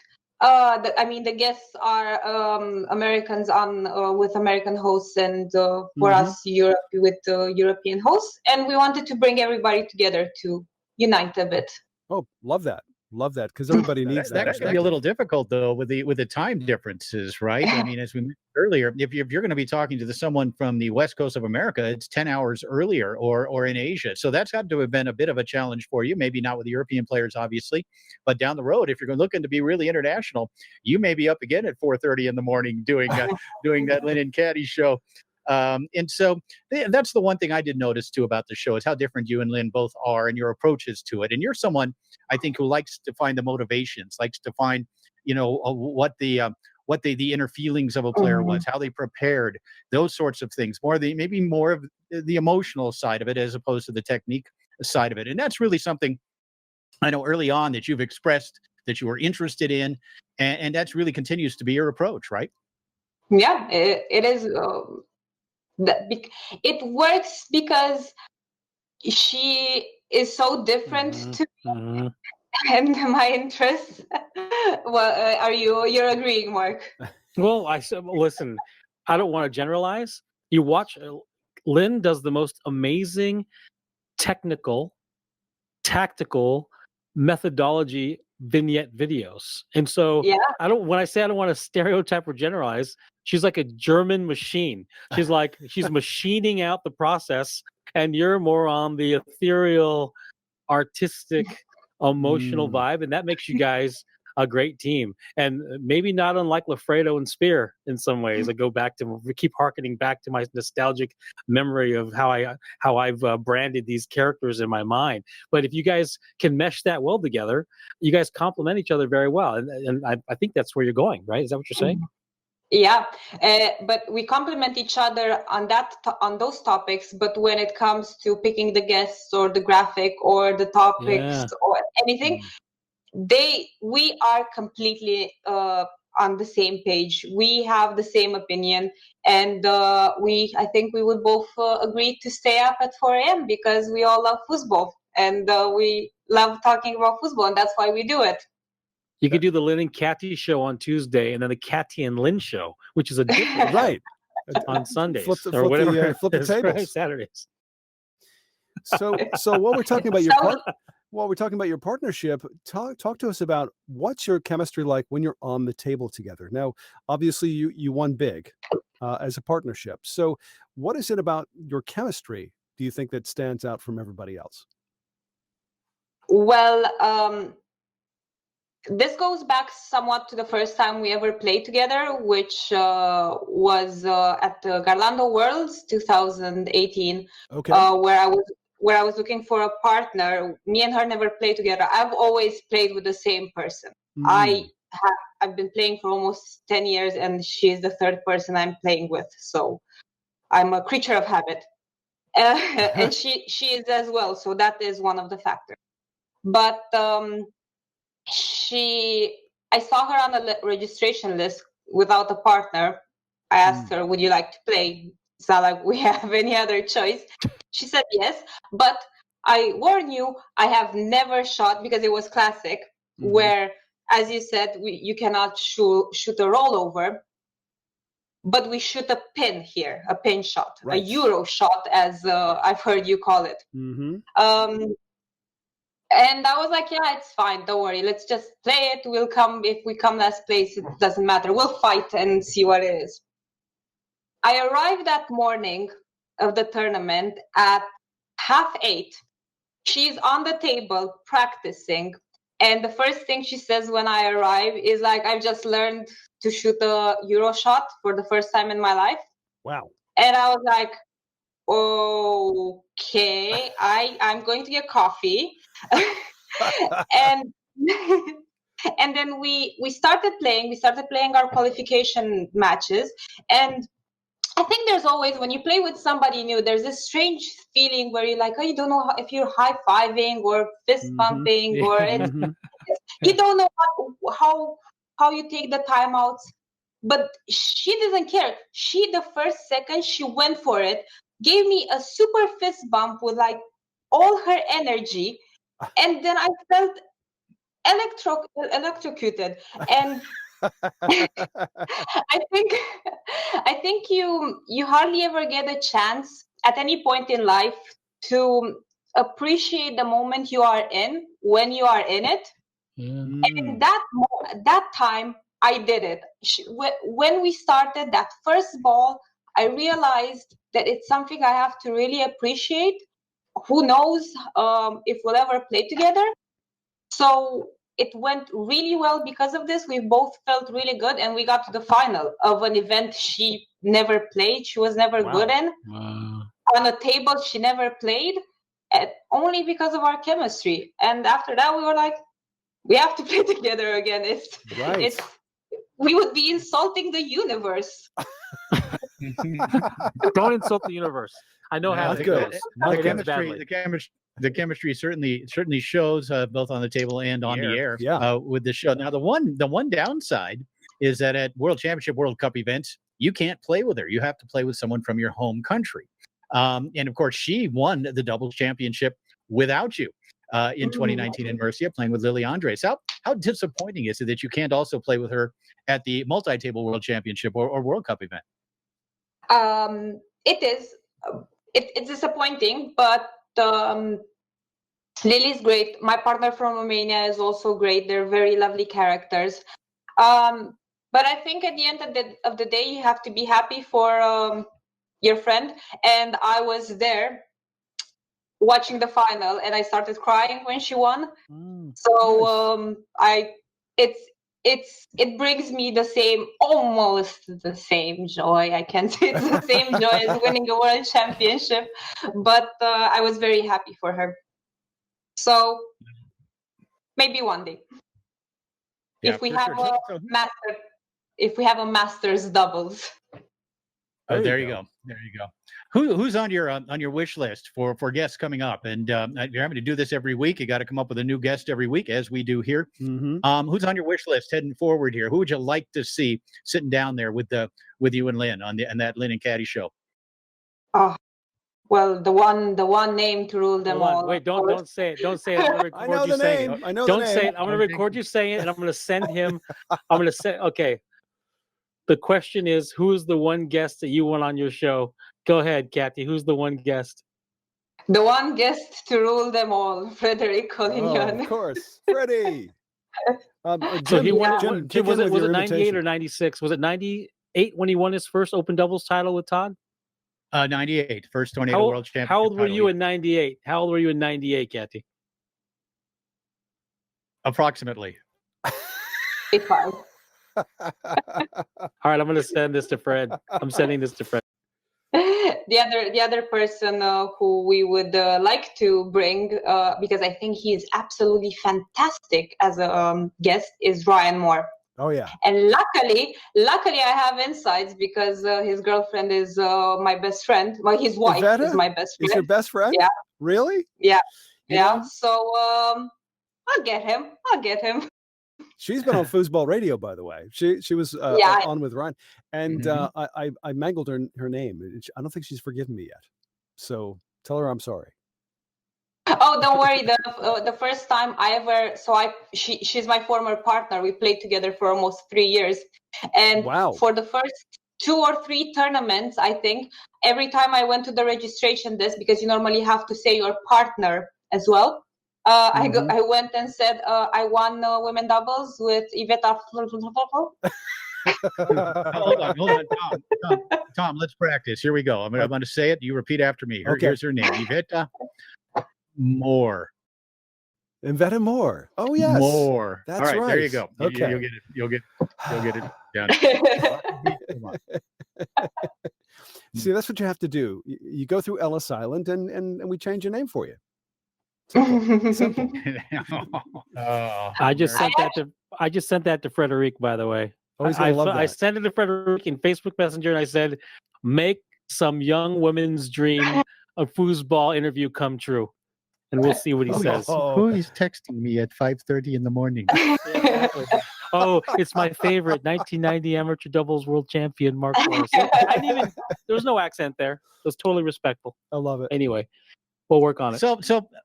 So, Cati, obviously you're branching out. You're doing other things besides just playing foosball. But what are some of your goals moving forward? Do you anticipate playing professionally at the highest level for a long period of time?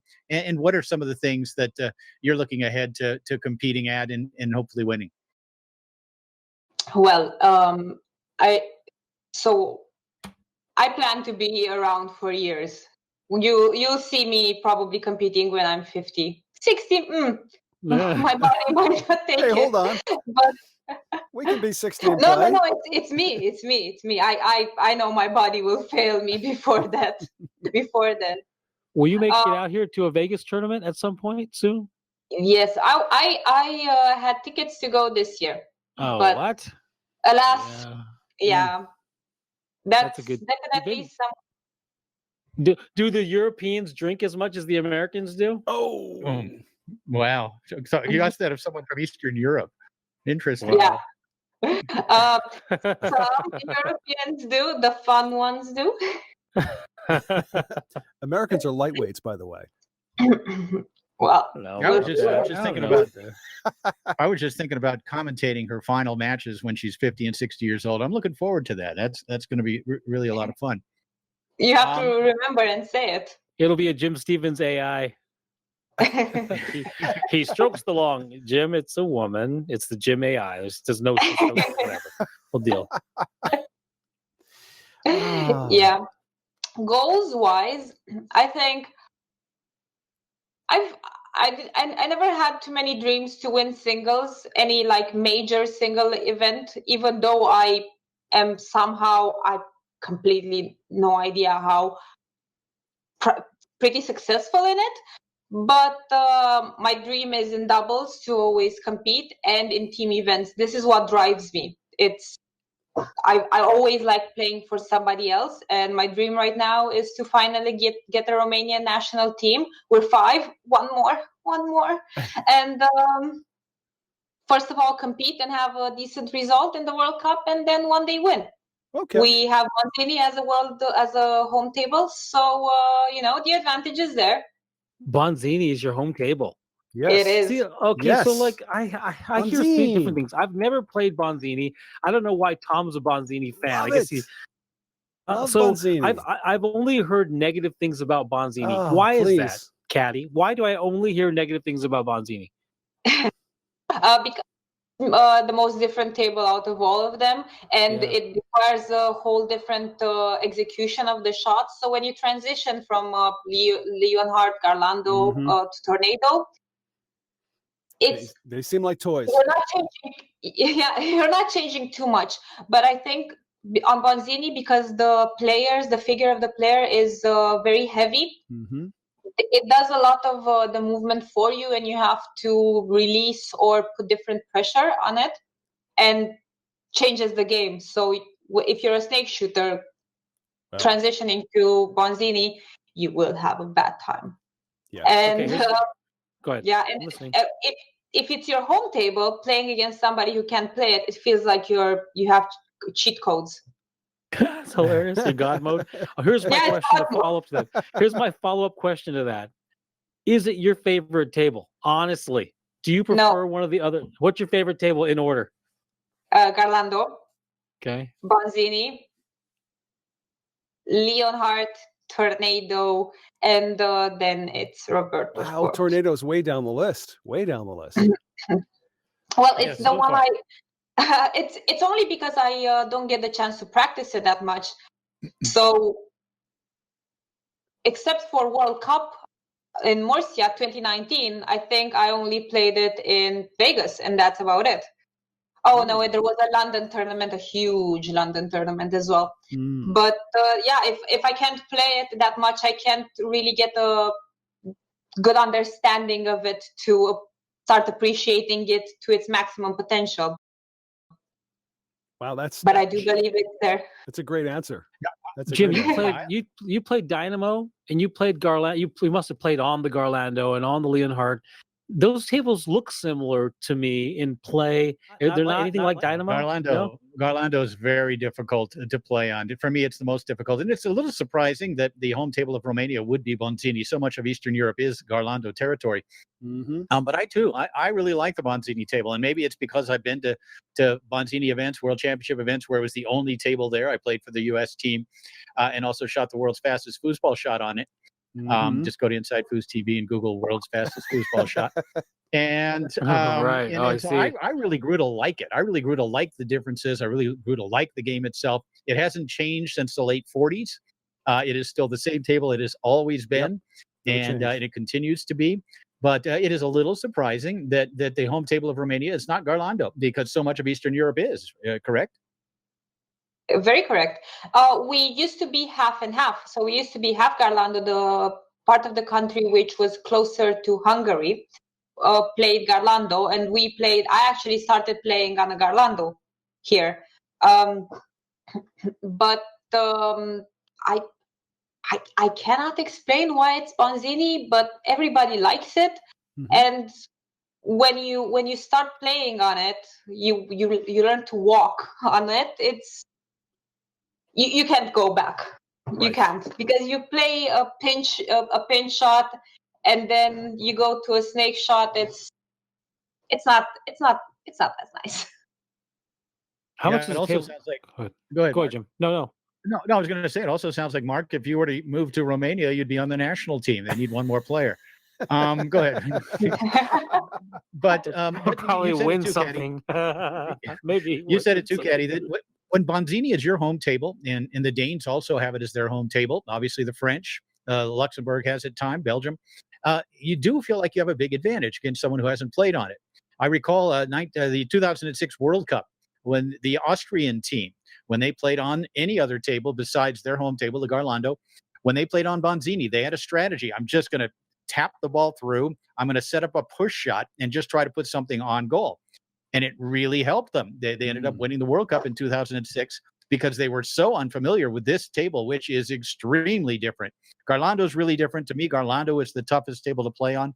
But Bonzini is so different from everything else that when it's your home table, you really do have a big advantage over players who are not as experienced on it. Yeah, I agree. What is also really nice to see is the French and Luxembourg is extremely multi-table. They can play anything.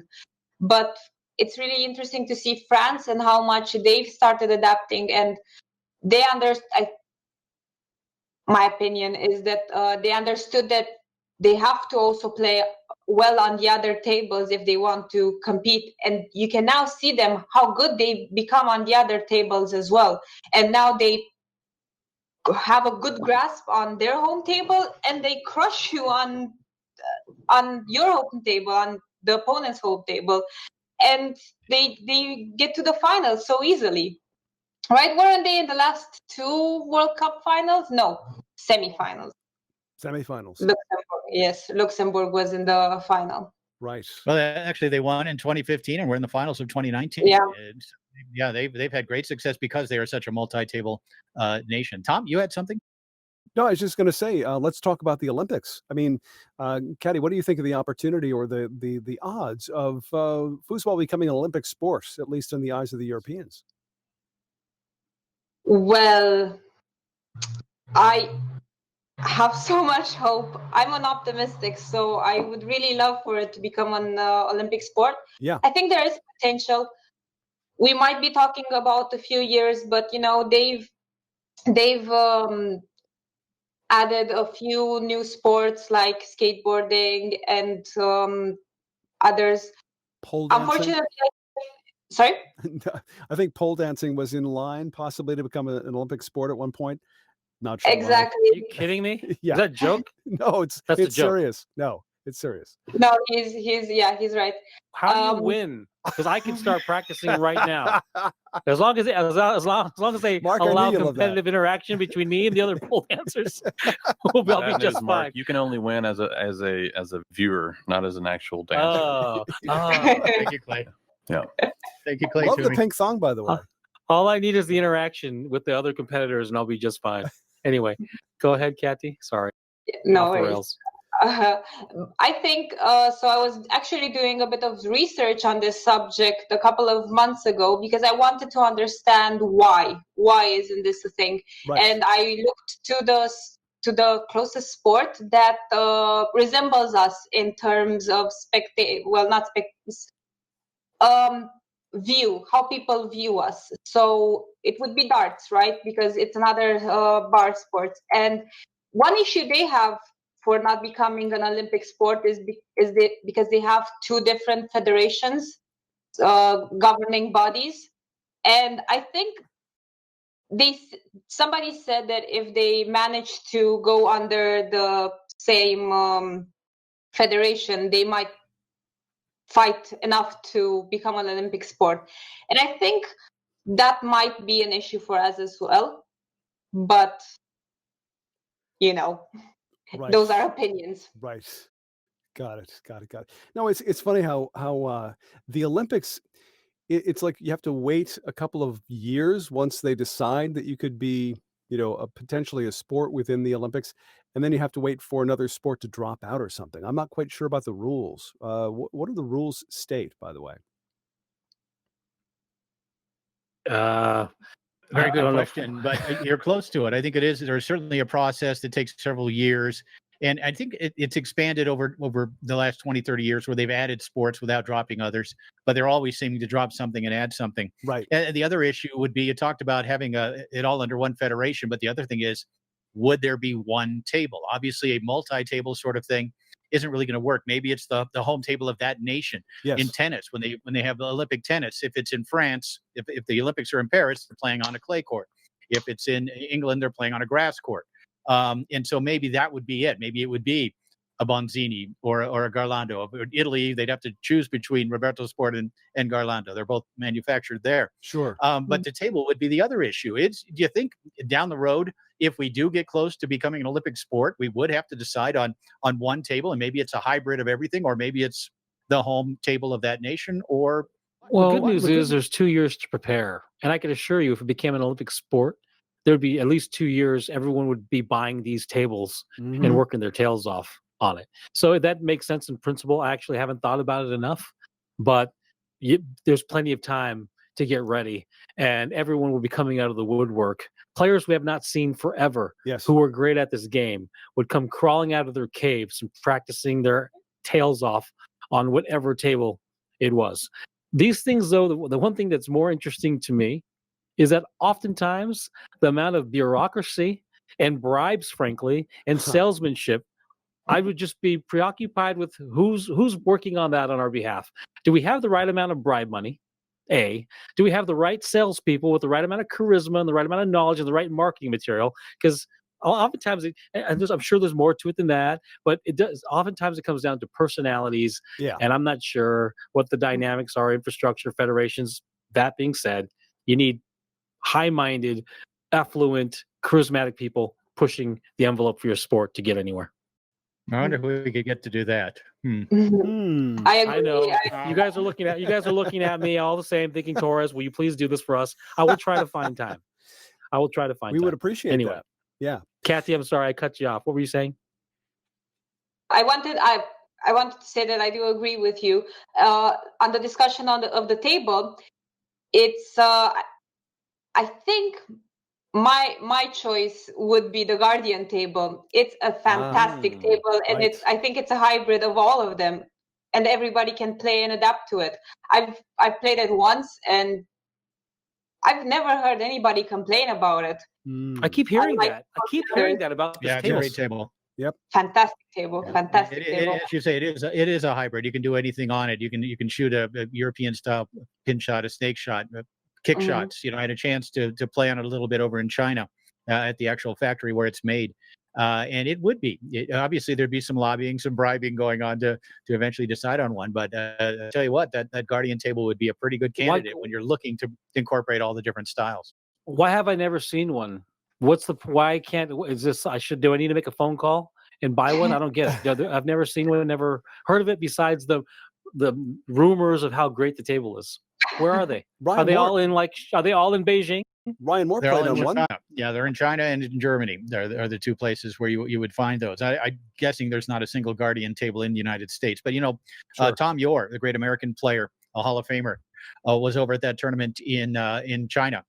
And he came out of there saying that was his second favorite table after Tornado. He's a longtime Tornado man, of course. You're not going to pull him off of that. But he really liked it a lot, and everyone did. Ryan Moore was there. Lots of great European players as well, and everybody had good things to say about it. So we're giving him a little free publicity here. But the Guardian table is a good one, and maybe that's a good point, Caddy, that maybe that would be the kind of table that we'd have to look at that incorporates all the different styles. What I don't understand about it is this: if it's made in China granted, there's no weird tariff rules, and one part is vended somewhere, and who knows whatever the issues are. I should be able to get one of those tables, a coin-op or their highest made model, for $750. I should be able to get one. So I'm going to make a phone call. Okay. Now, what time is it? Hold on, you guys. I'm dialing my people in China. Well, no, I'll save it. Yeah, I can give you a couple of leads on that if you're really interested. I am. I truly am. After the show, we'll talk about it. No, it's Okay. it's clear to see that there could be a debate about this for quite some time when it comes to the different standards, because there has to be a standard when it comes to the Olympics, plain and simple. One, maybe two tables total. Cati, are you ever playing forward? I mean, are you ever playing goalie for Lynn and want to grab her and throw her back there and say, "Get back there and block. I got this for now." You're blowing it. Does that ever happen? Come on. We only change for defensive purposes, either on the 5-bar or on the 3-bar. But yes, it does happen sometimes. Or the other way around. She'd be like, "Oh, you can't block." It doesn't. What do you shoot? What do you shoot on Bonzini, and what do you shoot on Garlando? On Garlando, I shoot a snake / rollover. And on Bonzini, I shoot a pin shot from the wrist. So a closed hand pin shot, yes, which is very painful on the wrist, but and not that effective. It's very slow, but it gets the job done. Have you ever thought about shooting a pull shot? What's the pull shot like on Garlando? Does that shot work? Beautiful. A pull shot. I think a pull shot from the 2-bar on Garlando is the best pull shot. It's crisp. It's fast. It has everything.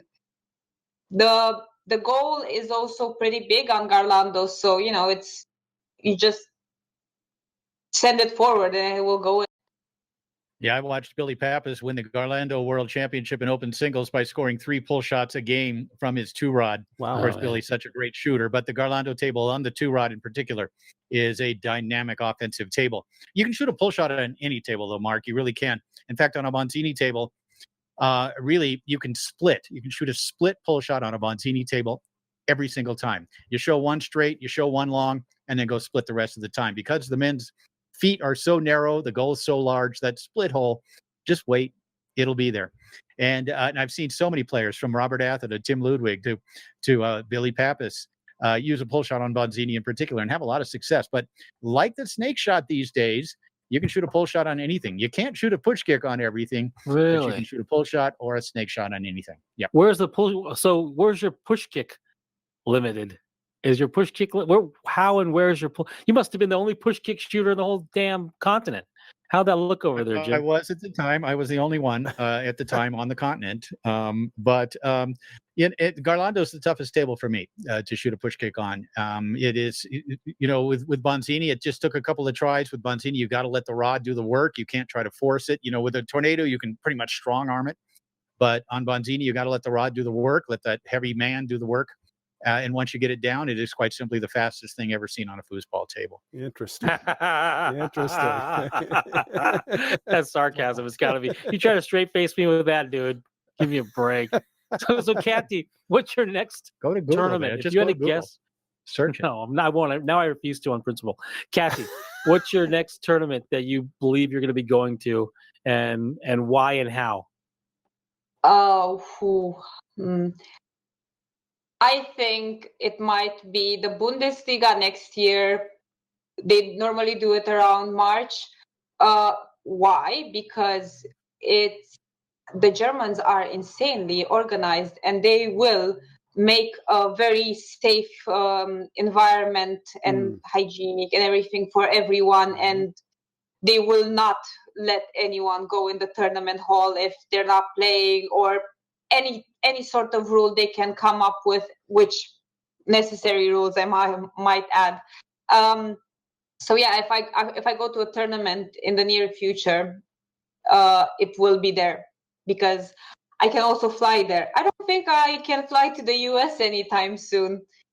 Lynn and I were really hoping we can do Vegas this year, but 2021, but it looks a bit unlikely.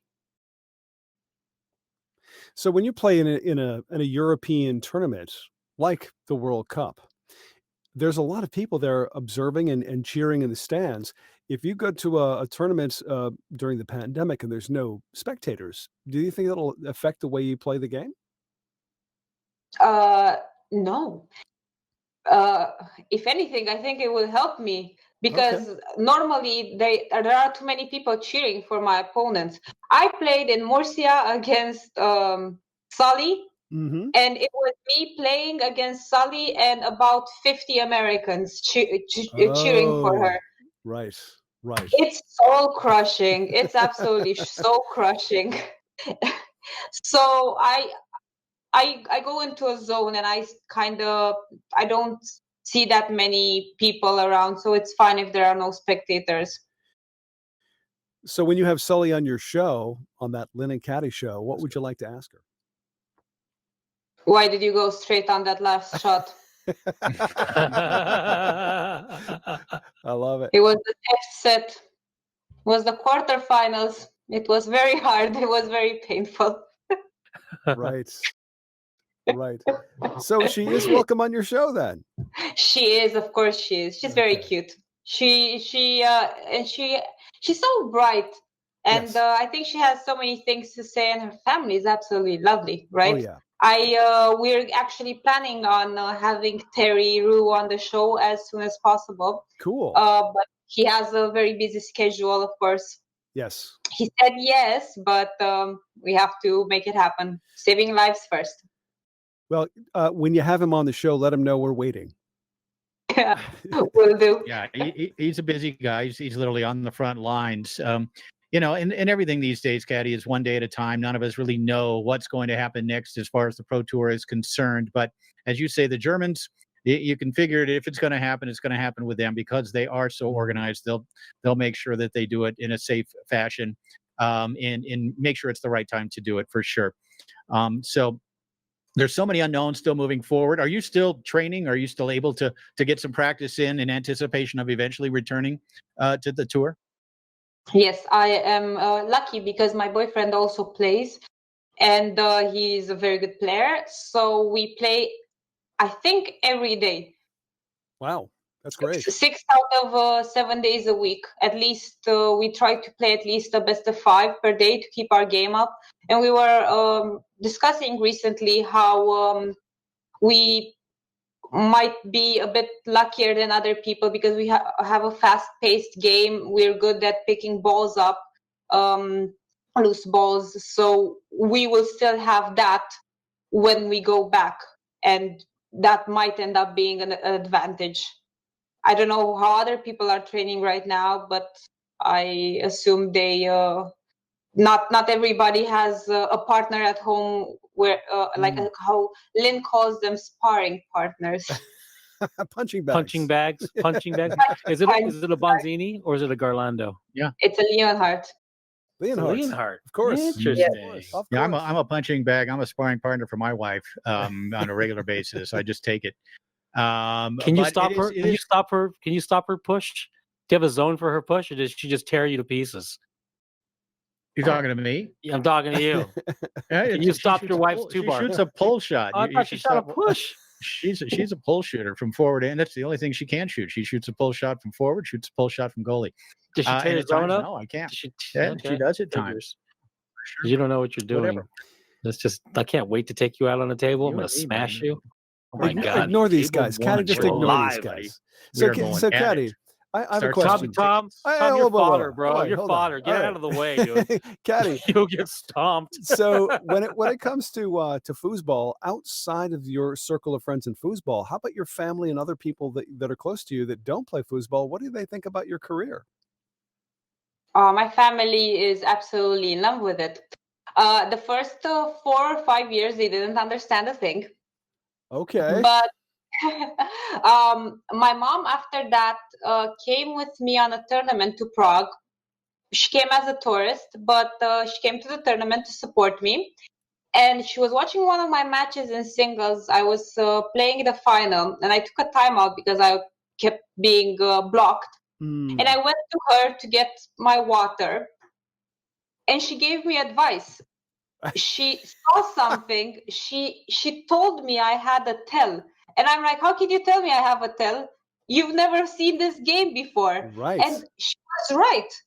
She has a good eye, but she saved that tournament for me. It was absolutely fantastic. That's my amazing. father has never seen me play, but he can't stop talking about it. He introduces me to someone. He's like, this is my daughter, the world champion.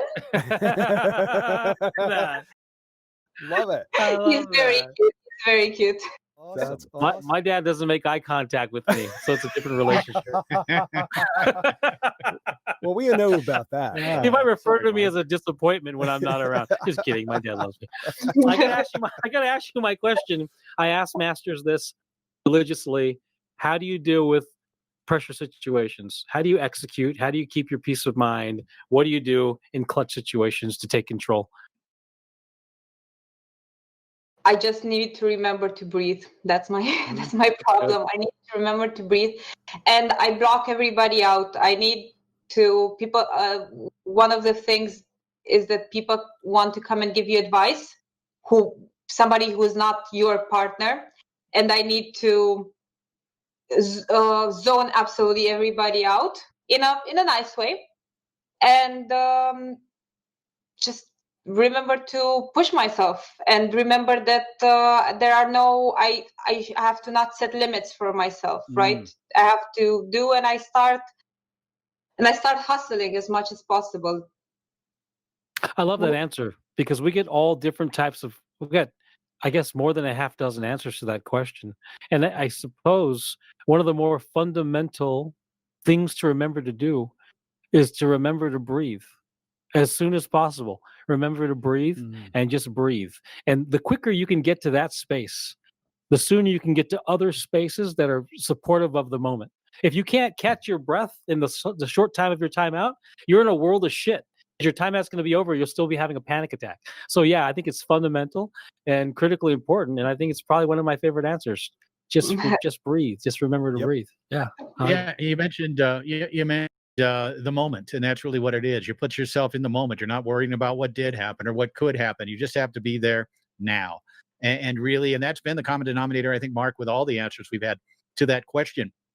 Just be there. Just be there. Trust yourself, and good things are going to happen. And certainly good things have happened for you, Cati. The World Championship, the Bundesliga Championship, and more to come, of course, with you, sort of the GOAT, the greatest of all time with Romanian foosball. It's been a great time. Let's talk a little bit more about Tuesday's show. Tuan Hermanns, who put on such a show at Murcia. You're going to have him on. Do you have footage of him winning the Murcia event, or are we waiting on that still? We do have footage of it, commentated by the great Jim Stevens. Why is that?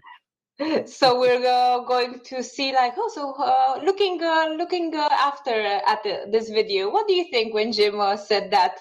I love the Midori's answer. Did you hear Midori's answer on it? No, what was it? She said that that every time when she watches, I asked her if she learns from your commentary, because here in Europe we learn a lot listening to you, and she said, yes, every time I listen, I remember to take a timeout, and I don't. So funny. It's so true. And Midori is a marvelous player, no question about it. But I've had a conversation with her about that, about her not necessarily using timeouts, or not being as focused on table management as she needs to be. I mean, her skills on the table are so good that she's been able to be very successful with it. But when you go to Europe, when you play a multi-table event, when you're playing on your opponent's home table, you don't have the advantage physically that she does on Tornado against every other lady. You've got to be able to manage. You've got to be able to use timeouts. You've got to be able to take your time, have a game plan, manage your game better.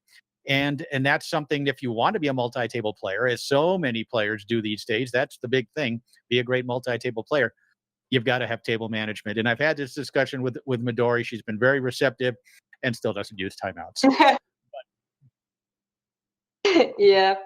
Well, but going back to that Linh and Cati show, we expect one of the great things about having the show on Twitch is that anybody can spectate live and ask their questions. So we're there to ask the guest what we think, but we also want to give the viewers a chance to ask the guest what maybe crossed their mind, because it's not every day you build up maybe the courage to ask a world champion or any sort of top player what their opinion is about something. And that's another thing about the show where you can get that.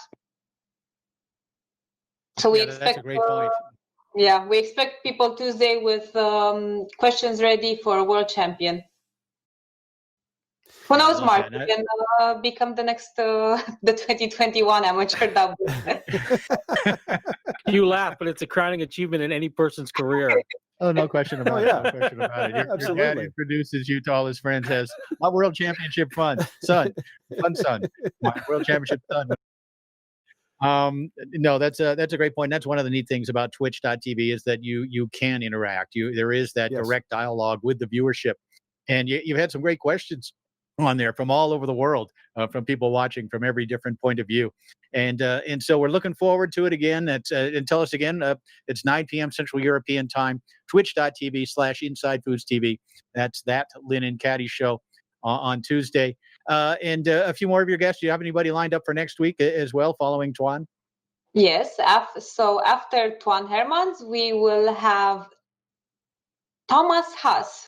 So another world champion who won in 2017, and as unexpected as Tuan probably. And then we have the rising star Tommy Yor. Oh, nice! Oh, wow, very cool. There's a coup right there. He's awesome. We got to get him still, and we're still waiting. Well, they got the best guest over there. Yeah, they did. I will say this: the Linh and Cati Show. Foosball has always been an international sport, but it's always been isolated because every country was playing on their table. And of course, the World Cup and the ITSF did incredible things. In the United States, in the 90s, you had to take Jim's VHS cassettes and you had to copy them or send them to your friends. Is how you learned about foosball. So all these, and that happened, Jim. Sorry, it happened over. I could show you a 1997 VHS cassette in my damn. No, I bought that thing. I don't know why. I don't have a VHS record. I don't even have a player anymore. I got the damn VHS cassettes. I don't know why I keep them. They just collect dust. I love them. Anyway, here's the point. Now with new mediums like Twitch, and of course just the internet, if people want to be great at foosball, you have more and more vehicles to do that, and the Linh and Cati Show is a great vehicle for that. This show is a great vehicle for that, and there are more and more coming to diversify everyone's skill and experience and entertainment with the sport in ways that, frankly, weren't done until the current era. There's so much to learn, and I'll say one last thing about the Inside Foos Archive specifically. History is a cyclical thing, and there are so many gems from the mid-90s to now.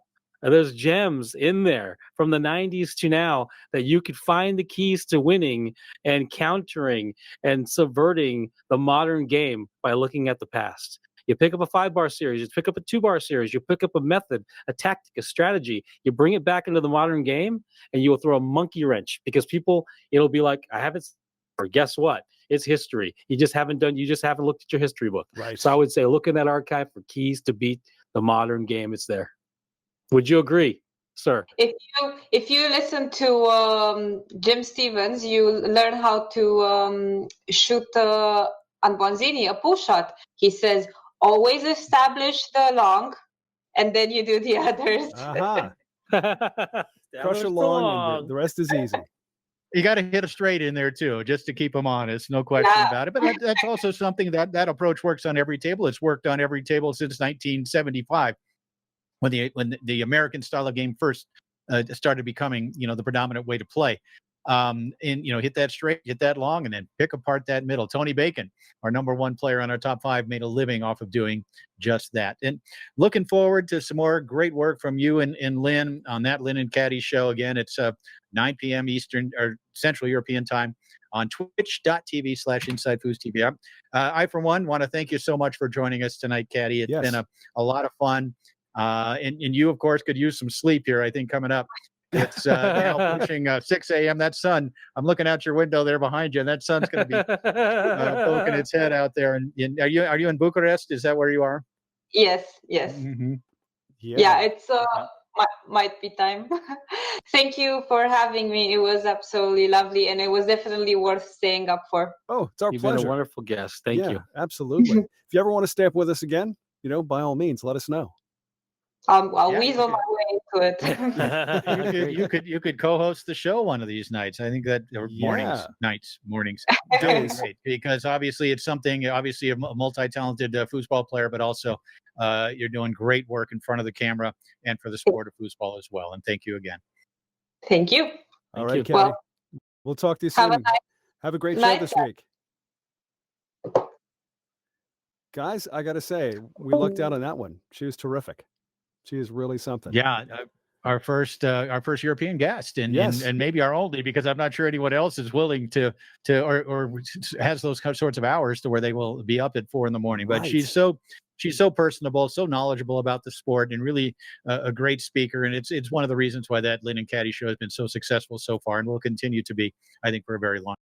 Well, here's the thing that I find really interesting, and I would say the same thing about Midori Kimura, about the fact that they're fantastic foosball players first, but all of a sudden they discovered this medium, visual and audio, and they're really good at it without having a background.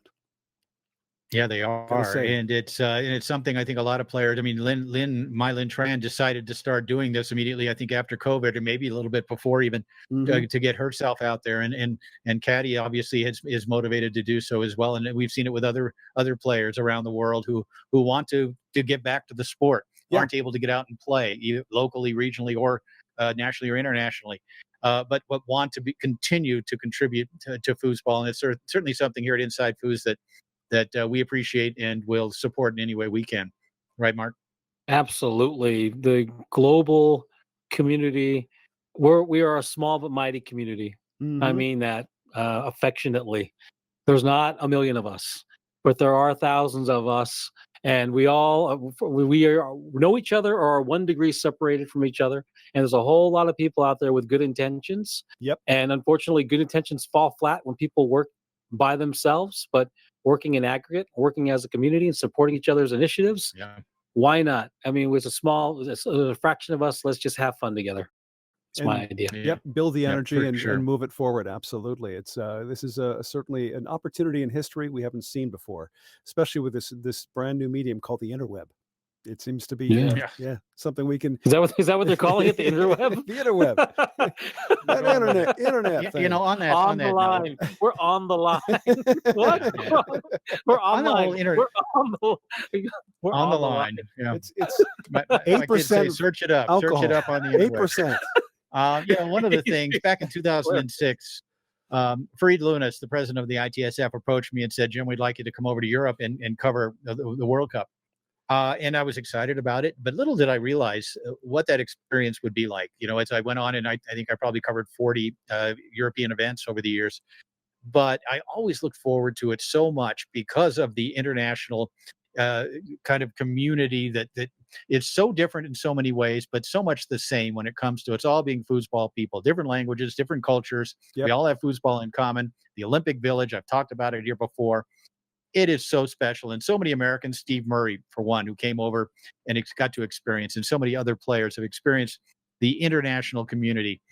And it is just such a special thing that foosball has. And it is surviving in this strange and bizarre year of 2020. Yeah. We're surviving. The sport is surviving. Community is surviving. Without tournaments, without a lot of tournaments, without local play in most of the country here and most of the world, we are still surviving as a community. And I think we're going to come out of this much stronger, There's going to be some attrition. We're going to lose some players. But for the most part, I think we're really building something here in the fertilizer of 2020 that's going to be blossom in the future and really become something amazingly special. Wouldn't it be great, and I'm speaking out of school here, but wouldn't it be great if, let's say, the USTSO club system came up with a winner every year that went across the pond and played the winner of the club system there? Yeah. Got like an entrance into the Bundesliga or the European club system championship round. Yeah, no, that would be amazing, and it's something I think we can look at in the future and make it happen. Yeah, but there's still an even finer idea than that would work really, really well. And so regional competition, tribalism, this idea of why don't we have state teams? Why isn't there a Texas team and a California team? And then why aren't there teams that brings the quote unquote micronationalism? California flags and Texas flags, they'll be setting each other's flags on fire in the best of ways. Not only that, you have NorCal and SoCal will be duking it out to figure out who represents California. Look, Jim's pointing at me. We need we need state teams, 6 representatives, amateur, women's, whatever, and let's have the states battle that out in a national cup. Yep. I don't know why we're not doing it. We can. Idaho might have an issue. I don't know, but whatever. We'll figure it out. We have Don. Don would like to join us and put his 2 cents in. Don, thank you for calling in. Welcome once again to FoosTalk Live. How are you, Don? I'm doing fine. Doing fine. How y'all doing this evening? Doing well. Well, I just kind of caught the last end about what Mark was saying, and that is a plan that we do have. States will compete against each other and have the state team, and then we have 5 regions, and then we'll have a regional championships, and then possibly the top 3 in each region to play for like the national top club team. So that is in the works. That is part of our plan. Oh, nice. Awesome. Cool. Awesome, man. If I could propose like an open team, an amateur team, a women's team, a novice team. That's it. Keep it real simple. Well, that's kind of the way that I see it, is having, a master, pro, expert, amateur, and possibly even a rookie team and a female team, all of them together, and you have to go to so many points or win so many games to win the match. So, because we want everybody involved on the team. Awesome. Yeah. By the way, if I recognize the Mississippi accent, that is Donald Wilson that we're talking to, folks. The president of the. I thought everybody knew Donald. Darth Wilson. What's up, Darth Wilson? Why? Sure he is. I'm all the way down here in Mississippi. He could choke me with his hand from here, Darth Wilson. No, I'm good. And as a matter of fact, of course, I don't know if y'all talked about Louisiana State tonight any, but I had a bunch of handouts this weekend of our USTSC, the players code for that championship. I was handing them out, and cool. It's now on our website, so people can see it on there, and it totally talks all about it. So we're excited. We're moving along. We're getting more stuff on our website, and we're still pushing our membership drive. So we want people to call and become members. Our first tournament, if it's allowed, is going to be the tour kickoff at the TKO. That's going to be our first points tournament, and then the second one already scheduled is going to be Florida State. They both have hired us and certified those tournaments. So it looks like it's going just as planned. Promoters are getting involved. Players are interested. And I look forward to be a exciting year if we can just get past this junk brand. That's great news, Donald. What are the dates for those, though, Don? Well, I think we got 3 minutes left, my friend. What are the dates for those tournaments? I'm trying to figure out the. It's going to be really the last weekend of January is TKO, and the last weekend of February is going to be the Florida State. But it's all on Facebook. All right. Well, very cool. Awesome. Yeah. Good to know. Well, we appreciate you keeping us up to date because, of course, we need to know and we want to get the word out as much as we can. So we do appreciate you let us know. Anytime. Yeah, absolutely. Well, I appreciate y'all taking my call. Anything else you want to know about in the last, minute or two? Guys? Thank you, Donald. All right, appreciate it. Y'all have a great night. All right, Donald. Take care, buddy. All right, bye-bye. Happy holidays, man. All right, you too. All righty. Well, guys, that pretty much takes it right down to the end here. Any parting shots? I was about to give my. I'm not going to do it. We don't have the time. I was going to talk about my inside knowledge about Project Warp Speed in the mass dissemination of a vaccine. But no, we won't. We'll just save that. That was the teaser for next week. Yeah, we'll talk about. Great show, man. Love Cati. Yes. Amazing show. Yeah. Articulate and well thought out. Amazing show. It was a really fun time, you guys. Yeah, for sure. We're so happy to have her as part of the Inside Foos channel, our Inside Foos family with the Twitch, Inside Foos TV at Twitch. And we look forward to great things and a great relationship moving forward with her, a multi-talented young lady who obviously can play high-end foosball on the table, but also a great communicator off the table. And we're going to take advantage of that moving forward. This is a woman who really does cross international lines in her ability to communicate and understand foosball. So thanks again to Kat. Yeah, thanks to Cati. Thanks to Mark. Thanks to Jim. Thanks to everybody who tuned in this evening. It is FoosTalk Live. We are back again next Sunday evening live. Project Warp Speed, buddy. I want more of that. FoosTalk Live is a product of Foosball Radio and Inside Foos TV. All rights reserved.